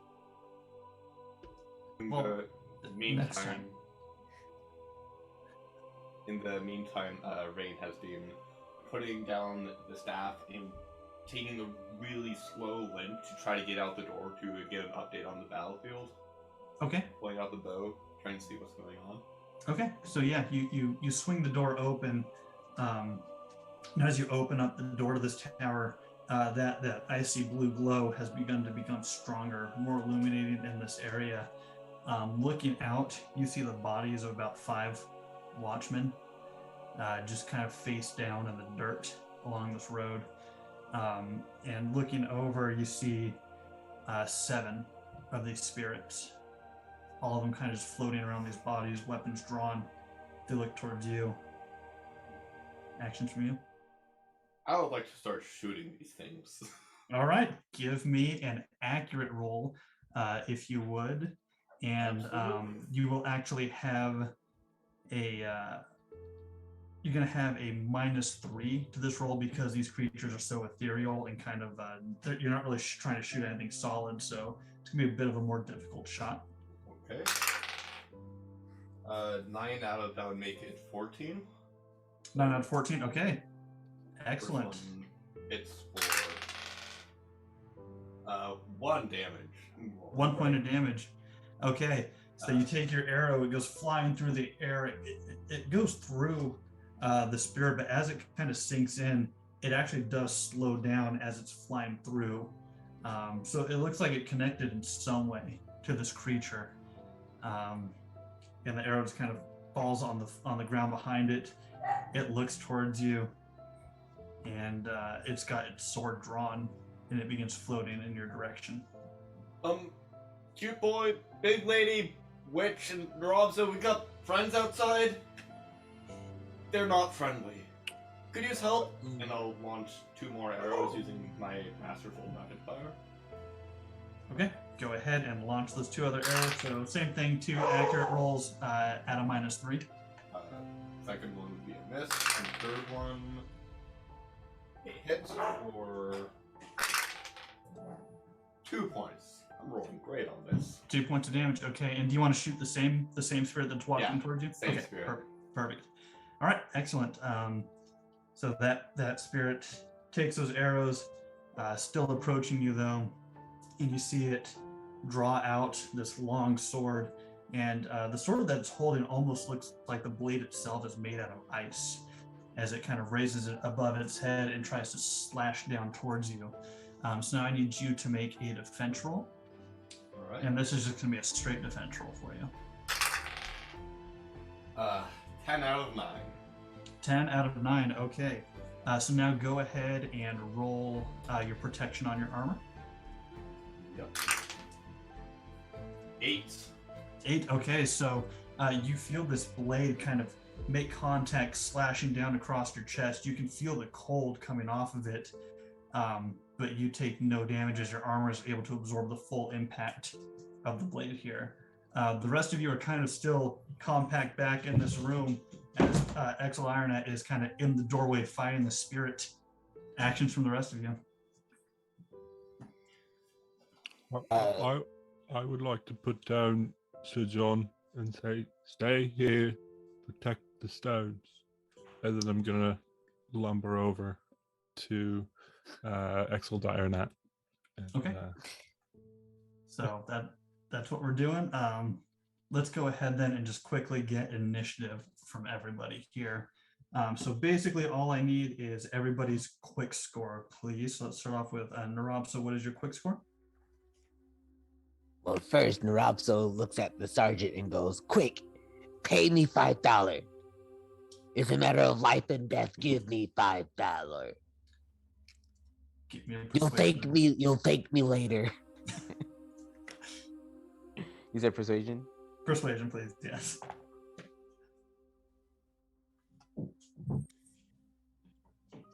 Oh, one. Yes. It finally happened. He kind of just looks at you a little flabbergasted and just, fine, really, fucking now's the time. Okay. And he just shoves a small pouch of coin into your hand. And that's 15 for my quick. 15 for your quick. Okay, excellent. Lady Meg, what is your quick score? 15. 15 as well. Okay. And Excellent Ironet, what is yours? 12. 12. Okay. Petrona, what is yours? 10. 10. Okay. And Isaac? That is a 9. 9 for Isaac. Okay. Perfect. So yeah, at this point, Nrobso and Lady Meg, the two of you are up. You can choose who goes first if you'd like. Well, I think that given that Exo Ironet is in the door, is there a window perhaps? There's that a I window could- on the back of the tower, yeah, that you could climb through if you wish. Oh, we're in a tower. Yeah, you're on the first floor of this tower, though. Oh, I wanna. Is there any enemies behind us? Not behind you, no. You're all kind of currently cramped in this room. There's the one doorway leading in and out, and then on the opposite side of the room there is a window. I'm jumping through it. I wanna Jump through the like I wanna crash through it and just get battle ready. I don't know if this is gonna allow me to go into fight immediately, but that's my first little thing I want to do. Okay, for sure. Give me a dexterity roll here to see how well you can jive through this window. What is that against? That is going to be a just a quick.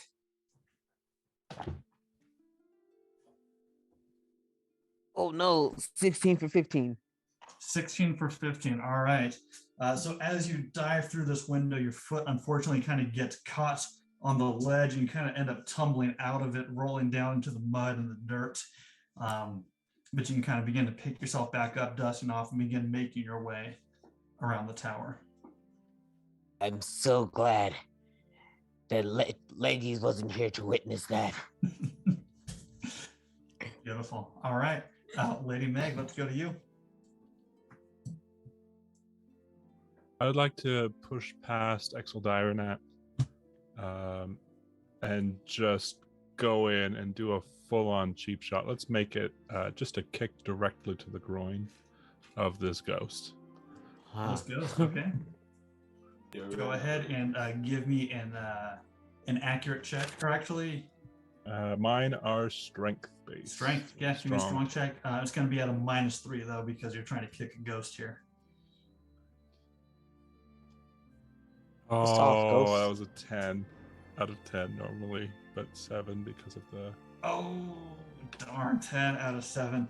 So you go to kick this ghost right in the groin, and your foot just kind of dissipates right up into the ethereal form and comes out, and this ghost just kind of looks down and is just staring at you like, really? Stay away from my friend.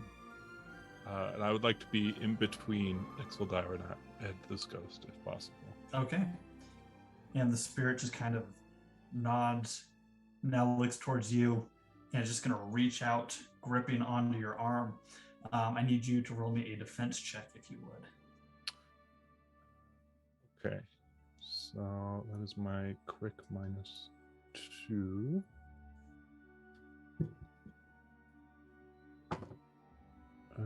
So that was a 15.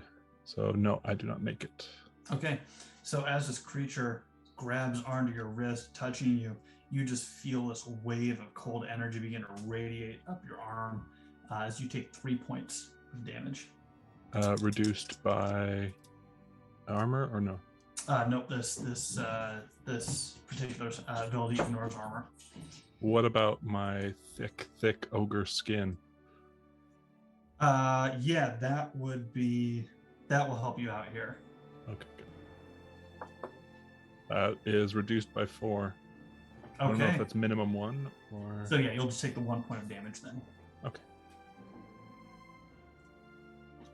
All right, next up are the other 6 spirits who all begin maneuvering their way. We'll actually say 2 more of them come up to this doorway here. One of them squaring up with you, Excellent Ironat, and the other one towards Lady Meg, ice swords drawn. Excellent Ironat, I need a defense roll from you, please. 17 up to 9. Okay, go ahead and roll your defense protection there. 5 total. 5 total. Okay, so same thing. The sword slashes through. Luckily, your armor is able to absorb the entire impact here. Lady May, get a defense roll from you as well.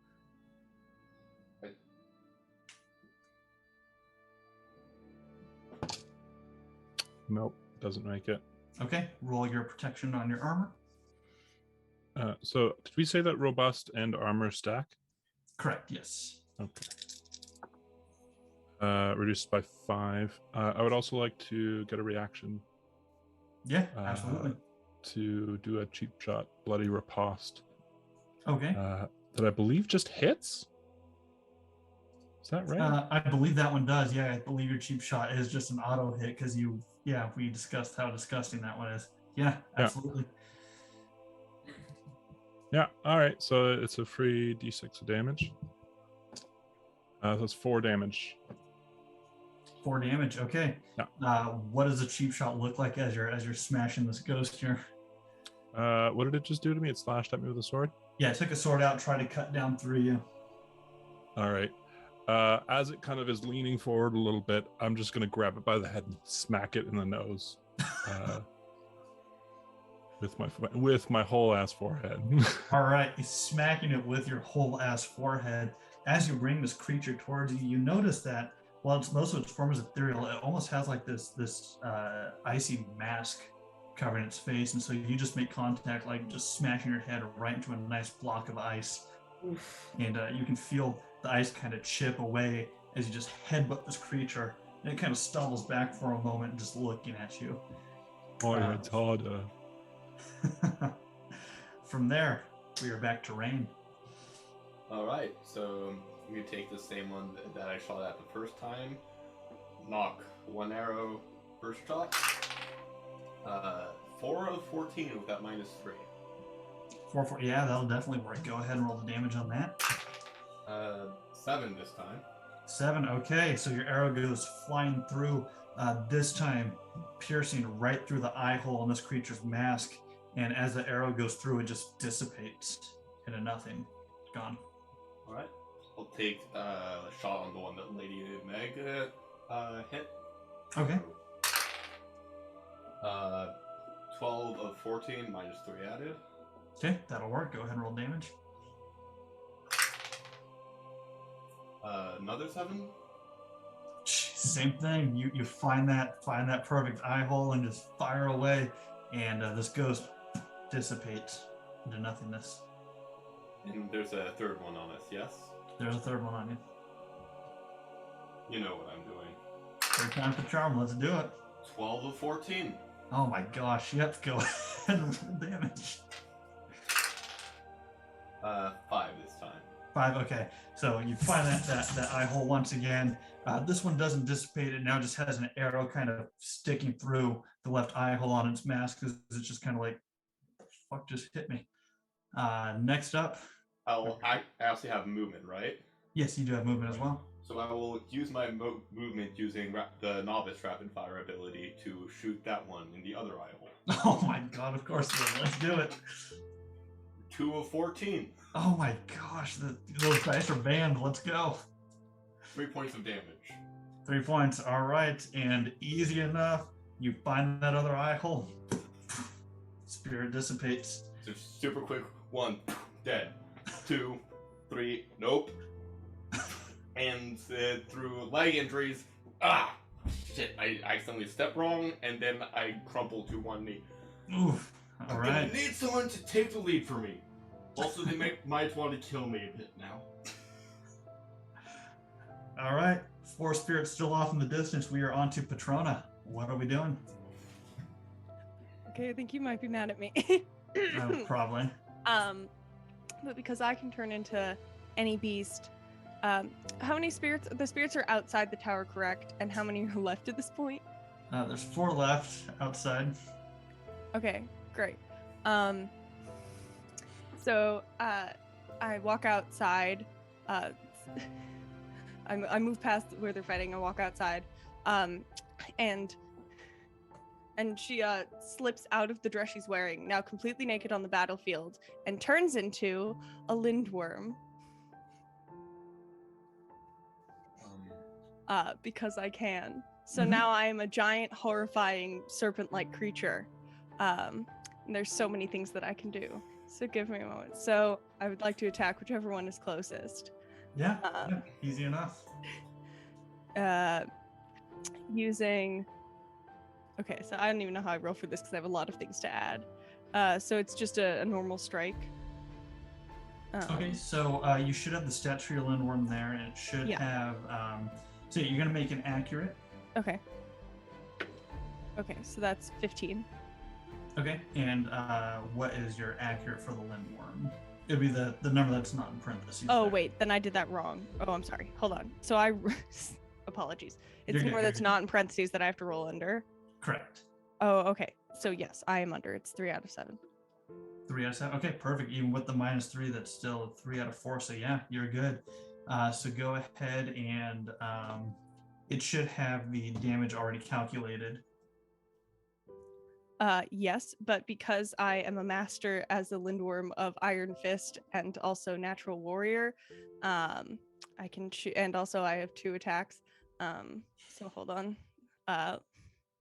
Let me roll this, and it's gonna be, one of them is gonna be plus a d8, and both of them, and wait, each attack that hits deals an extra d6 of damage, and one of them is going to be an extra d8. I don't know if that stacks or Okay, not. yeah. We'll stack it also. Go ahead and make that first one with the d6 there. Okay. So that's gonna be a 5. Okay, 5 points of damage. So yeah, striking in this creature's face, you almost like eat off half of this creature's mask as you pull back, ready for your next strike. You can strike the same one, or if you want to strike a different one, you can. Yeah, I'm gonna strike the same one. Okay, perfect. Go for it. And that one's the d8, correct? Correct. Okay, great. So that's 6. Yeah, and easy enough. As you kind of lean back, striking in, you completely demolish the other half of this creature's mask. I believe I do have an additional d4, unless it's dead. No, it's gone. It is completely Okay. dissipated into nothingness. You just fucked this guy's day up. Okay. Anything else from the giant fucking lindworm out in the courtyard now? Yeah, I turn to the other ones and I go. All right. Let's go ahead and move on to Isaac. It is your go. All right, so we are going to go out of the building, seeing everybody go out there, and kind of look around, seeing all of these creatures. I'm gonna grab those few arrows that I have and cast Storm Arrow. Okay, perfect. So You cast. Yep, 4 out of 15. all right. So And then how many are left? There's 2 or 3. there's 3 left still. There's 3. Okay, so for right now, I'm going to fire just 1 arrow at whichever one I can see, because there is a giant worm now in front of me. Which one would that be, and what do I roll? You can see all 3 of them, so you can shoot left, right, or center, whichever one you want. Let's go with the left. The left one. Okay, so what you're going to do is, since you made the resolute check, I believe this spell acts like They magic auto hit. missile, so it's an auto hit. Cool. So go ahead and roll the damage on it for me. Okay. Oh, that's a D8. 4.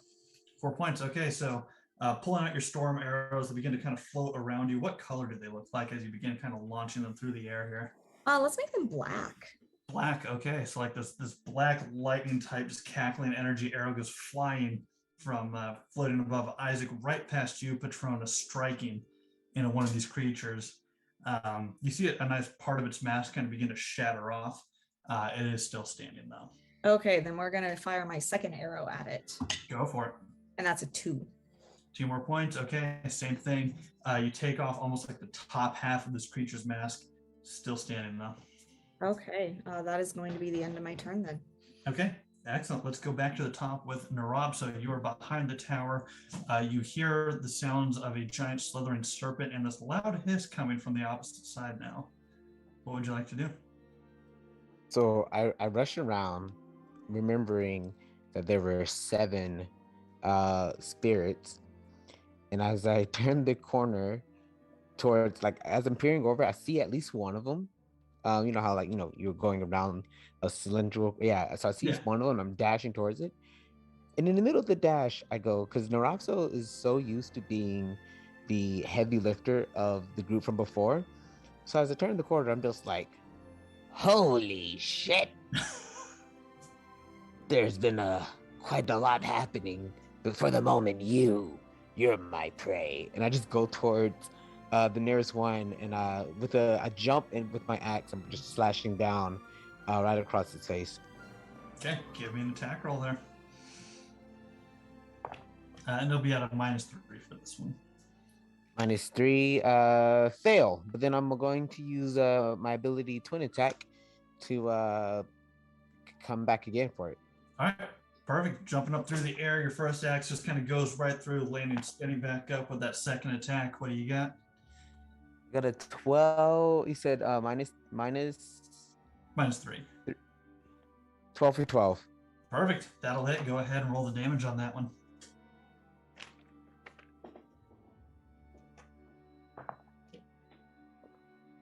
I have 7. 7 points. Okay. So coming up, slashing through this creature's mask, you cut off like about 3/4 of the jaw down, but it is still there floating before you. Then that would be it for me. Okay. Next up, Lady Meg. What do you got? All right, which ones are still around me? There's none that are immediately on you right now. Off in the distance, there are 3 more spirits. 2 of them, most of their masks have been destroyed at this point, and one of them is fully intact still. Okay. Are they all within range of each other? Like if I go stand next to one of them, am I kind of in range of all of them? Oh, yeah. Yeah. All right. I would like to just kind of face off against all of them then. And I'm going to use my natural warrior to get double attacks. Oh, shit. Hitting one of the weaker ones first. Okay, for sure. So going to the one that's kind of over on the right-hand side that Nrobso would just attack. That one's missing most of its mask if you want to attack that one first. Okay. Misses. So second attack. Come on. It was a natural 20. Oh, shit. I was hoping my bad luck from like every other game where I roll real low in general would translate to this, but it turns out my bad luck adapts to the situation. And so that's my turn. All right. Just swinging wildly through the spirit, not making contact with anything. With that, it is now the spirit's go. The spirit that you just kind of swung through kind of looks towards you, and all that's left of this thing is basically just the eye holes of the mask and its ethereal body. This creature once again just kind of grabs onto your arm. Give me a defense roll if you would.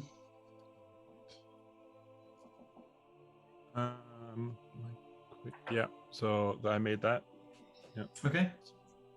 So once again, you kind of feel that cold energy begin to try to emanate through your body, but you're able to shake it off. The other one's going to kind of flank you, though, and do the same thing on your other arm. So another defense roll, please. Okay. Wait, would I have been able to do a reaction to that first one? Yeah, you can. Yeah? Okay. I'm going to hold that defense roll because that defense roll was a 4. So for the second one. Fair enough. But I would like to do my reaction cheap shot to try and trip that ghost. That first one that hit me. Okay. or for that sure. almost hit me rather. So that is cunning against its quick, or modified by quick. Modified by its quick. Okay, this thing's quick score is going to be. Okay, so you'll have a -3 to this. These creatures move pretty quickly through the air here. I just made it. I rolled a 10, so it has Okay, been go ahead and roll tripped. damage on that shot there. I think it just does a trip, so it's knocked down. Oh, okay, perfect. So you're knocking it down, knocking it prone. Okay, perfect. And then for the second one, I did dodge. I rolled a 4. Okay, perfect. So yep, same thing. That cold energy unable to emanate through you. And I would like to try to knock it down.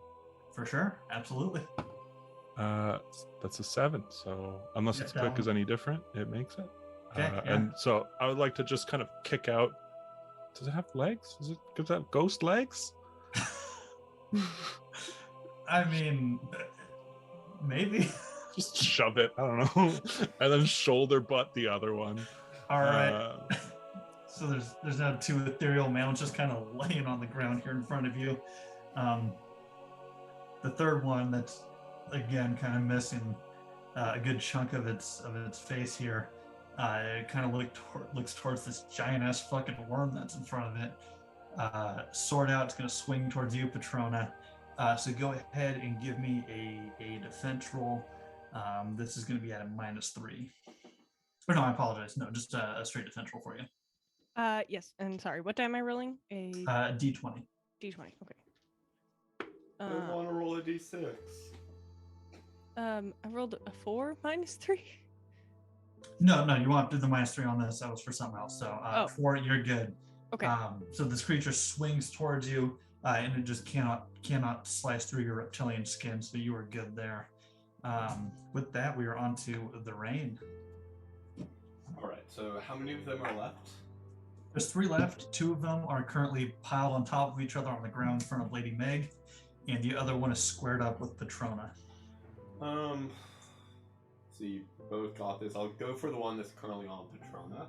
Okay. So, first arrow. I'm assuming the -4 still applies. -3. Yep. Yeah. Sweet. That would be a 11 for 14. Yep, that'll work. Wiping 8 points of damage. Holy shit, yeah. That thing, your arrow just goes flying through, shattering the remnants of this creature's mask as it just dissipates into nothing. Sorry, and then after that, the goats in their horror just run out of there. And with them, they carry my staff that is currently tying them all together. So I'm gonna need to get that later. Where do my priorities lie? I need to get that! And I'll limp really slowly after them grabbing for the staff. Alrighty. And I think that would be my turn. Perfect. All right. Giant serpent Petrona, what are we doing? Hey, just some giant worm stuff. Are there still any ghosty boys in front of me? There's 2 on the ground in front of Meg that are definitely within your range. There's nothing directly in front of you, though. And the ones in front of Meg are still alive? They're still alive. They are on the ground trying to untangle their ethereal forms. Oh, great. Then I will attack the 2 of them. I'll attack one with my 1 attack and one with the other. Makes sense. So that's going to be 5 points of damage for one of them, 5 for the other, and 2 extra points thrown in there somewhere for all of them. Yeah, that's more than enough to crunch down on these last 2 masks here. You feel them just kind of shattering within your mouth, and these masks are made of just pure ice, so it is just fucking numbing your mouth up like crazy right now.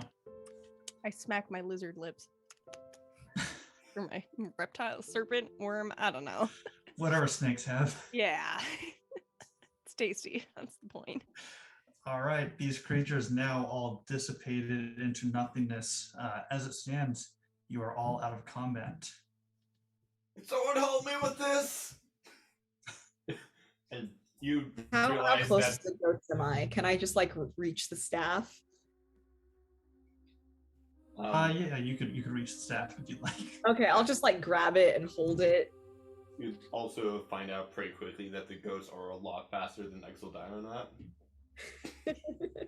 Or because you would see a bit under the pant leg on their right leg, and it's just horribly gnawed up flesh. You can see to the bone at some points. It is being destroyed by something. Can I have it back, please? Thank you. Yeah, so I With that, slowly I'll start to push drag myself up on the goats floor. over. Ah. Thanks. What was your name again? Isaac. Rain. Goat dad. Yeah, that works. Okay. Go inside, check on Sir John and the rocks that we were protecting. Sir John is he's kind of in his cage, just hissing. Do badgers hiss? Sure. Angry badger noises at these Hissing, rocks. snarling. Oh.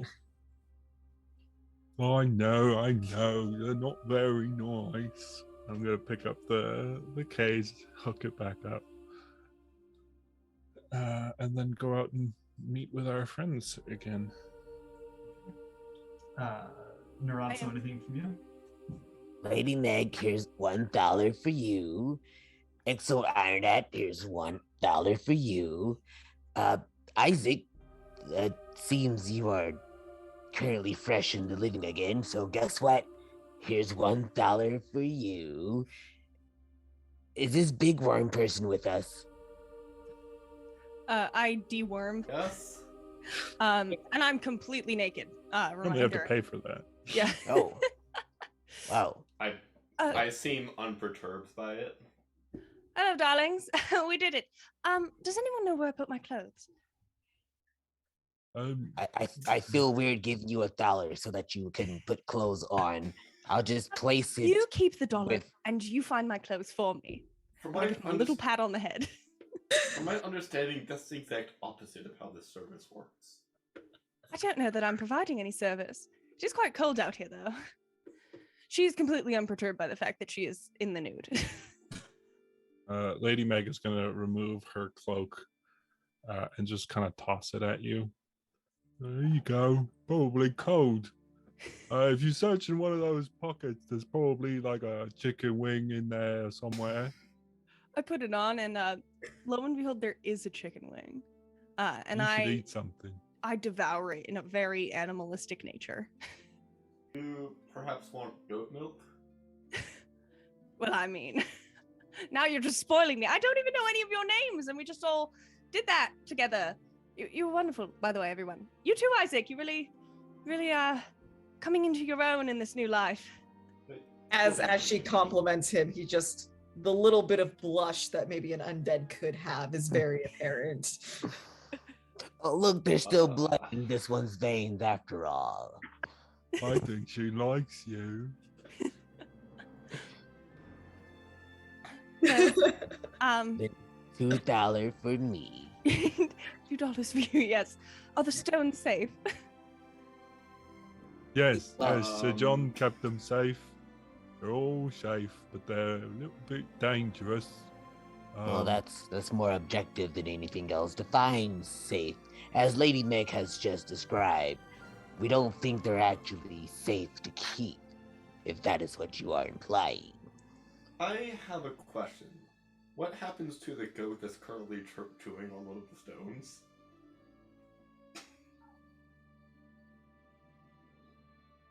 So the goat that is currently chewing on this stone, No.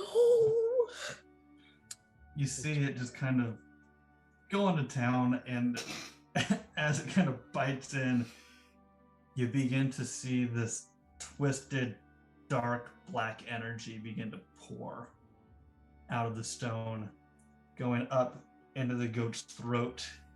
You see the goat, almost like its veins, begin to pop out of its body, all of them just black and filled with whatever energy is coming out of this piece of rock here. Uh-oh. You see the horns on this goat almost begin to get larger Uh-oh. and sharper. Can I go over and bonk the goat on the head and try to remove the stone from it. No, eating that. It's Give not me for eating. Give me a strong check, Lady Meg. And the Exil's Iron Out will yell, Tilly, no! Mm-hmm. Apologies to anyone's ears I just broke. It was an 18. Tilly, like, her jaws are locked around the stone as you begin to try to pull this rock away from her. Tilly just kind of rears back. She kind of drops the stone out of her mouth, but she turns, runs out the door, and begins running towards the forests. Nrobso takes a stab at Tilly. Give me an accurate roll, Nrobso.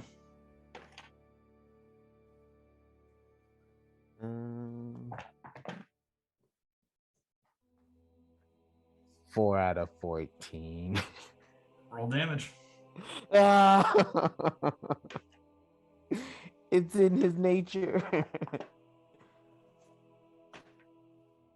5. All right. With a clean sweep, you are able to slash through Tilly. Tilly drops it quick, and her body's now just in the dirt. And once again, Exil's Iron Out drops the knees. My daughter! Cover Isaac's eyes. No, has anything happened? Like, does Tilly look less evil now? Oh no, it still looks the same. Oh, dang it. Okay. And Exod Ironat, I hired you to help on this journey, and now I had to put down your children. Or just one child, really. You still have the other 4. Just the twin that maybe perhaps shouldn't have bitten into the stone. But I want you to know that I do not do it out of the joy of my heart. It was a mercy kill, for Tilly was now corrupted. I recognize as such. Well, certainly not a twin anymore. And as this is happening, you all see the fog begin to thicken. Your vision becomes more obscured. And you just hear a woman's voice coming from somewhere within the fog. The warmth. My children. The heart. Husband. And walking through, you see the silhouette of another feminine figure, this one standing probably about 8 or so feet tall. Her form very ethereal as well, but you can see that she's wearing a dress that almost looks like flowers encased in ice. Her head is almost like that of a stag, only made completely out of ice. As she just kind of stands before you all, looking at the battlefield, looking at where these other spirits once stood, looking towards all of you. The heart.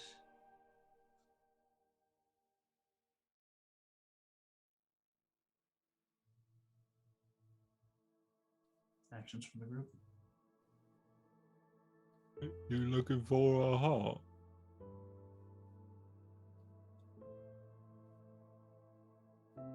So she wants us to give them to her?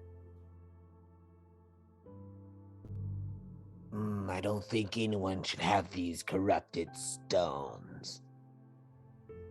No. Should not. Stone should be destroyed, not given to anyone. He steps forward. The one that Tilly was chewing on, can I go and grab that? One? If you would like to. Yeah, I want to try to go grab that one. Okay, give me a resolute check. Okay, so it's still 10 out of 15. I don't have any features that would do this, but when you do that, I would like to try to shoot it out of your hands. Oh. Okay, I'll say go ahead and let's give me an accurate check, if you would, Exelana. Alright. 8 out of 17. 8 out of 17. Okay. So yeah, as Isaac picks it up, fire away, shooting it out of his hand rather. Don't. Go ahead and roll damage on that. Alright. 1 point. 1 point, all right. The arrow definitely knocks it out of his hand and it falls to the floor. The rock itself has a slight chip in it as it hits the floor. And you see this creature, the glow begins to light up a little bit more strongly as it hits the ground and chips. She steps forward again. The heart. Do you mean the stones?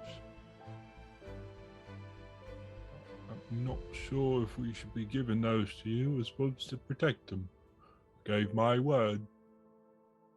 And I was hired to protect them. Come and get them if you want them.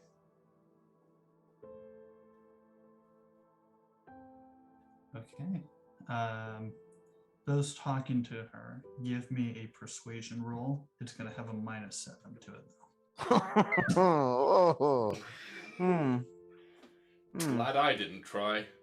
Come on, bad luck. Go back the other way. Well, about that, Nate. Thank you. Well, I was threatening her anyway, so. Natural one. Failed. Natural one from Lady fucking Meg. There we go. Holy shit. There we Get it, go. Meg. All right. I had to get below a 3.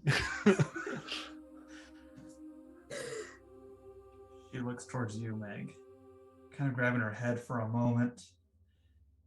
Kind of shaking it around almost violently before calming herself. And looking towards you. Maybe we can make a deal. Like, we could get you something else. Something different. The stones. I need them. The heart. Taken to my body. Well, we don't really know you. What are you planning on doing with the stones? Rest. You go to sleep. You going to hurt anyone? I just want to be whole. And While rest. while they're all talking to her, I want to go back to that stone and pick one up, and I'm gonna try to sneak around them and give it to her. Give me a resolute check. I'm watching him, and I'm going to try to snatch it out of your hands. As a bird. Wait, hold on. Hang on here. Yes, as a bird. Isaac, what'd you get for your resolute? Meets it, beats it. Okay, perfect. And now give me a discreet check since you're trying to do this sneakily here. That is a 9 out of 12. 9 out of 12, okay. Petrona, give me a vigilance check here. Yes. 4 out of 7. Damn, all right. So you both beat it by 3 points. So you guys are pretty level here. So Petrona, you do see Isaac picking up the stone and trying to sneak it away. I quickly turn into bird form. I'm actually not even going to try to grab the stone. I'm just going to peck at your hand to try to get you to drop it. Can I curse her? Damn. I just give her a very dark glare as I kind of just like smack you off my shoulder so you can't, grab this stone and peck it away. Give me a give me an accurate roll as you try to smack Petrona off your shoulder here. This turned Okay. into PvP really fast. That's a 2 out of 10. Sure did. Okay. Petrona, give me a defense roll here. And she has double disadvantage. Hilarious. Yeah, defense. I rolled a 4. I don't know what that again. What does that mean? What is your defense score? My defense score is sorry, I should know this. You're good. You're good. 7. 7. Okay, but Isaac, you said she has disadvantage though. So it gives my curse gives an enemy a second chance, but at the adept it's a second chance to fail all of its success tests regardless. Okay, so yeah, you have to re-roll it again, Petrona. All You basically have to get success 3 successes here. And that goes until I fail a resolute test. Damn. Okay, well, no, that was a 9 out of 7. Okay, so yeah, unfortunately, you do get shooed off of Isaac's shoulder here. Isaac has mommy issues. I tumble back into human form. And I look at him and I go, "You're altogether too trusting of beautiful women." He's right. I just kind of shrug. I'm like, I have an idea. And I don't go directly to her because hopefully she's too busy with the other people, but I just want to get it close to her flowers. Okay. On her dress. So I don't know if that's a check or anything, but I just kind of want to hold it because it's blue and cold and her dress is frozen. So I want to see how they're going to interact. Okay. You can kind of take it over. Are you also still being quiet about it? Yeah, I'm trying to do this pretty under the radar, not drawing attention to myself. Give me another discreet roll here. Lady Can May, I assist somehow? you want to try to help Isaac be sneaky about this? Yeah, well, I mean, I'm trying to get her attention, so I don't think it's intentional, but like I'm trying to keep her attention on me. Oh, because I'm trying to not get the woman. I'm trying to get at her. this point, I mean, her entire focus is on you at this point. So my discreet, I missed it by 2. So. Okay. So you begin kind of bringing the stone over to her. You kind of stumble over some rocks, unfortunately, and kind of trip up, standing next to Lady Meg here. And the spirit just kind of looks towards you. And just reaches her hand down, holding an open palm in front of you. Can I take her hand?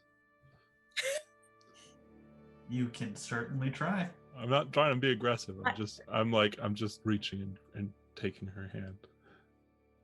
Do you want me to roll for it, or? So, as you take her hand, she wraps her fingers around yours, She can reach. and you are immediately hit with this freezing cold energy radiating up through your body. You take 2 points of damage, and as you try to kind of pull away, you're paralyzed in place. Really? Is it reduced at all? And I see this happen. That does not reduce. You just take 2 points and are paralyzed. You all see this happen, yeah, absolutely. Okay, she's not a friend. I'm shooting her. And thus Okay, give me an attack roll. I want to be known. Ooh, 18 out of 17. Oh, so unfortunately, you go to fire and you miss as your arrow just goes Raises the flying arrows. slightly wide. Lady Meg paralyzed. She once again looks towards you, Isaac.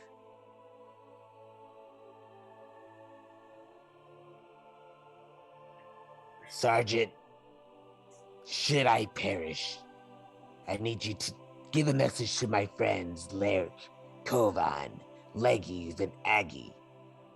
This is how Nrobso died. And I'm charging in with doing an axe attack on just on the side, right at her hip, just one little slash. Okay. Before he does that, or as he's doing that, I kind of want to like grab her hand in mine first of all, Mhm. Didn't work for me. and then, well, maybe because I'm holding the heart, it'll be different. And then I am, while keeping like one thumb on the heart, so I'm still technically holding it, I am gonna start to put it into her hand. So I'm still holding her hand and I'm still holding the stone Mhm. very pointedly. And so I'm like cupping her hand completely. Okay. Yep, that's what I'm doing. Okay.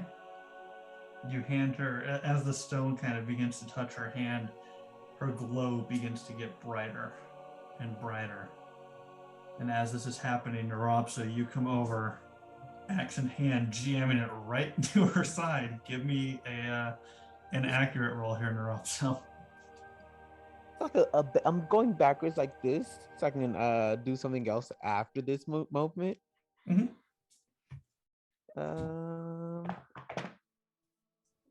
They call this time in team building the storming stage, where like no one really goes and does the same thing. Everyone's kind of button heads. I saw. That's Damn. a 1. Roll the damage. This one. That is 5.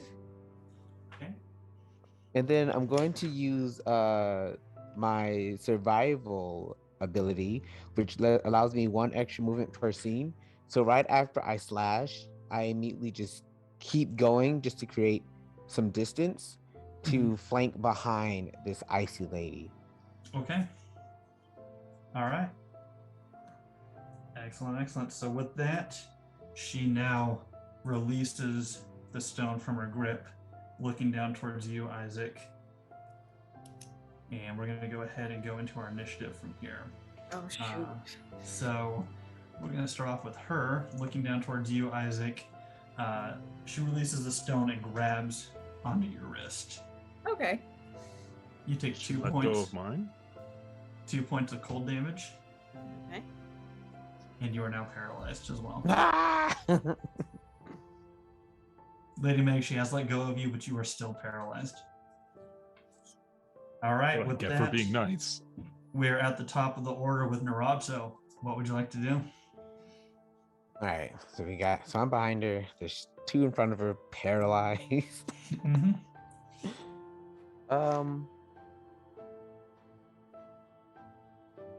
I want to. So how tall is she again? She's like 8 feet tall. 8 feet, huh? Great. Let me just write that down. I like that this is a game filled with big ladies. I'm going to jump and try to jam my axe like right in the middle of her spine so that she can't grab me. Like I'm hanging on while I'm there, so she can't grab me from behind or anything. Okay, perfect. Go ahead and give me an attack roll.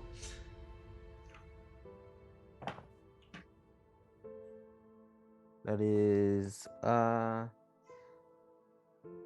7 for 14. Yeah, that'll work. Go ahead and roll damage for me. Okay.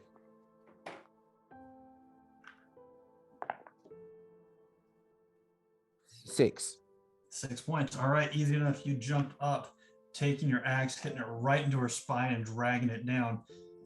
You definitely see her kind of kneel down on the ground in pain, and she's just kind of trying to reach back behind her, get whatever the fuck just did that to her. You can see that pouring out of her instead of blood is almost like this thick, like sapphire ichor just dumping out of the wounds. Then I'm going to use my twin attack to basically shank the back again with my dagger. Okay, give me an attack roll.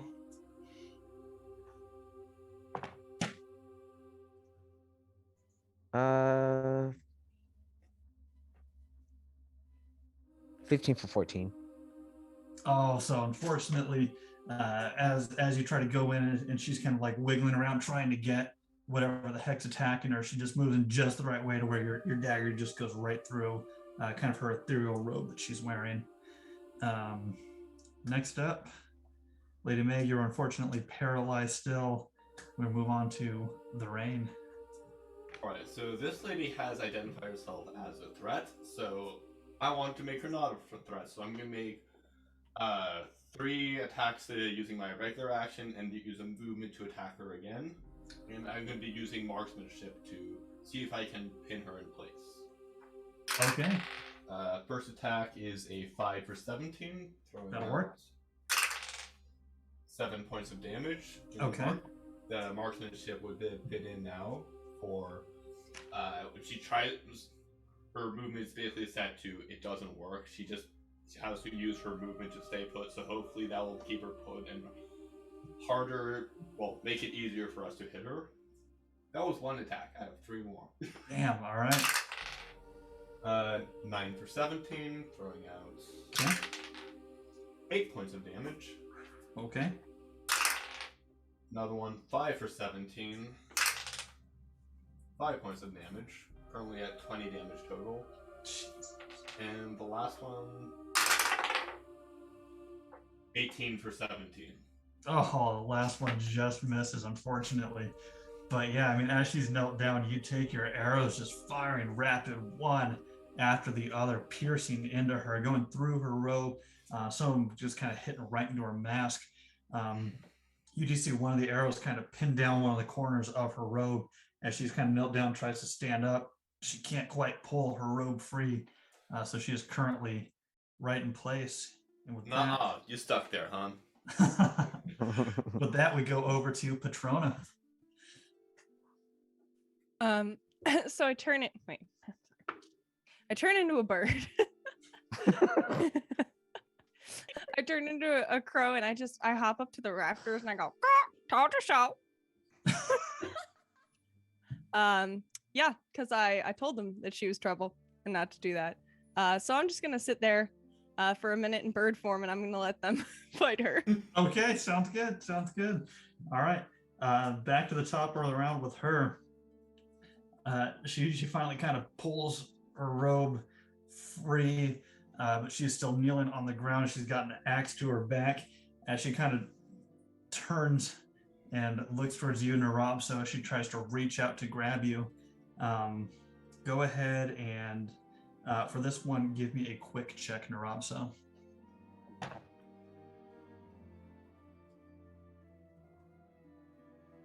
Oh no. That is a 19 for 15. All right. As she quickly turns around, grabbing onto you, you feel that cold energy radiate throughout your body.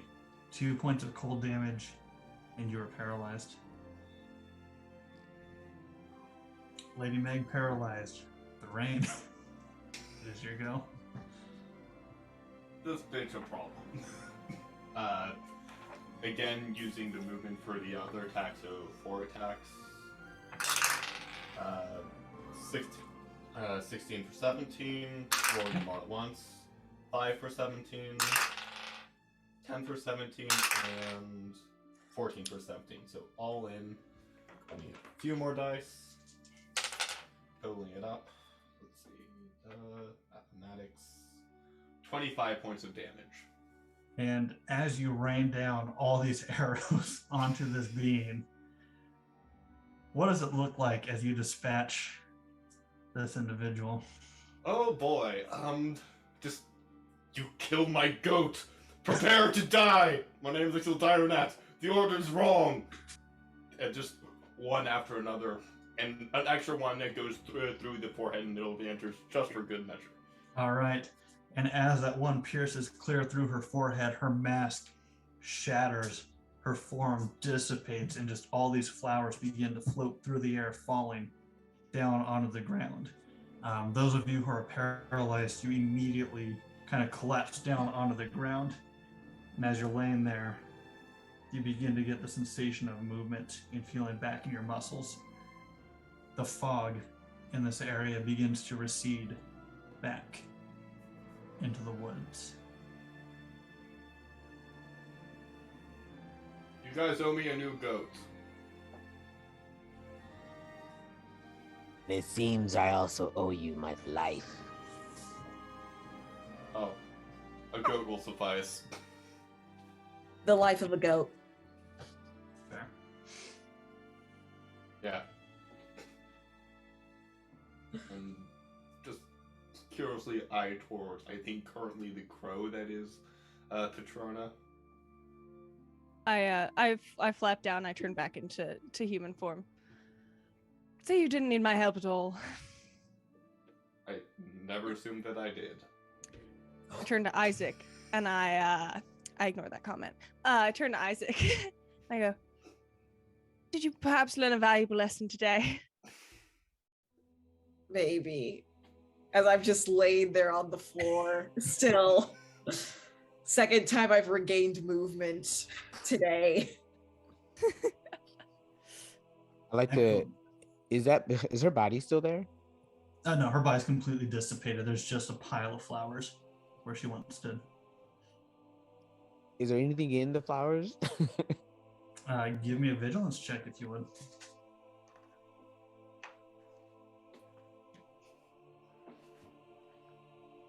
12 for 12. All right. Digging through the flowers, you do find a sapphire about the size of a golf ball. I'm keeping this. Any objections? No. Mine. Give me a resolute check as you pick it up. Oh no. I still have 7 more arrows. I'm not afraid to kill. 11 for 8. Okay.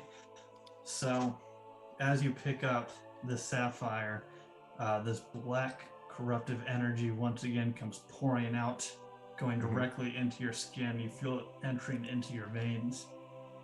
You take 1 point of permanent corruption, Nrobso. Yep. I knew it was coming eventually. And with the defeat of the spirit, Nrobso now having this corruptive sapphire, the sergeant, you see him come out with a couple objects wrapped up in what appears to be some cloth, and he looks over, sees the third heart on the ground. I think it's best if we perhaps send these to a more secure location. And he takes a cloth wrapping up the third heart. I'm going to have these sent to the capital, where the Ordo Magic, I can study them, keep them protected. Do you have any more wrappings? I don't want this anymore. Oh, what is that now? I'm just pointing to. I dropped it back on the floor. I think it's also corrupted. The sapphire stone. Yes, I can see that's also sent off to the capital. And he takes some extra cloth wrapping up the sapphire. Do you know who that was? There have been rumors of spirits from the woods. A lady who calls herself the Wife of Winter. Aside from that, I don't know much else. It seems the rumors are true. I hope that's the last we see of her. Is there a husband of Winter, or is it just her? I'd imagine, well, if she calls herself a wife, I'd imagine she's got a partner of some kind. A hint of suspicion on the Rain's face. Pick up one of the flowers. All right. What of this sleepless one you mentioned earlier? Oh, yes. She's actually one of our strongest commanders. She's very much like this one here, pointing towards Isaac. We found her quite a few years ago. Hell of a fucking warrior. It's too bad she's not entirely alive. But It would have been nice to have her at this time and moment. oh, I'm sure she'll be back. Now, are you by chance the one who's here to do the repairs? I mean, I would like to rest before getting straight down to. Of course. Just a question. That's all. Yes, we are the group, us three, sent from the town of Kravadox. Excellent. I was hoping that you'd get here. Glad to see you made it safely. Safely is an understatement. And with the My goat died. we can provide you another goat. That can be reimbursed. It will never prepare me for the emotional scar that I witnessed today. And with that, we will go ahead and end today's session. So thank you all so much to my wonderful players for coming along today on this journey. Thank you all so much for joining us. Again, to those who have donated so far, thank you. I believe we're at $390 as of this point. I could be wrong, it could be more. But you are all so wonderful. Thank you so much for your generosity. Please continue to donate what you can, if you can, and help us spread the word. With that, let's go back around the table for my lovely players to once again shout themselves out, say who you are, where you're from, upcoming projects you want to plug, go for all that. So let's start off with, let's go with M first this time. Hello, I am M. It's been my pleasure to be here, making Nate's life a living hell as usual. You can find me on Twitter and Instagram at Emily Irv. That's EMILYERV. I'm also on 20-Sided Stories and Second Star to the Right. If you want to hear me make more silly voices and do more adventuring. Thanks for having me. Thanks for donating. Y'all rock. Perfect. Thank you. Let's go over to Rene, please. All right, so I'm Rene. You can find me at Rene the Goblin on Instagram, Twitter, and TikTok, and that is RENE. There's only one E at the very end. And yeah, I don't really have any projects going on, but it was awesome to be here, and I'd love to do it again. So Plenty more to come in the future, for sure. Let's go over to Sandy, please. Yes, hello, hi, I'm Sandy, they, them, Ferrix19 on those socials I'm on, so pretty much just Discord, Insta, and occasionally Twitch, where I still never should stream, but I pop around. Yeah, that's me, I don't do much. I love cats. We all love cats. All right, let's throw it over to Beau, please.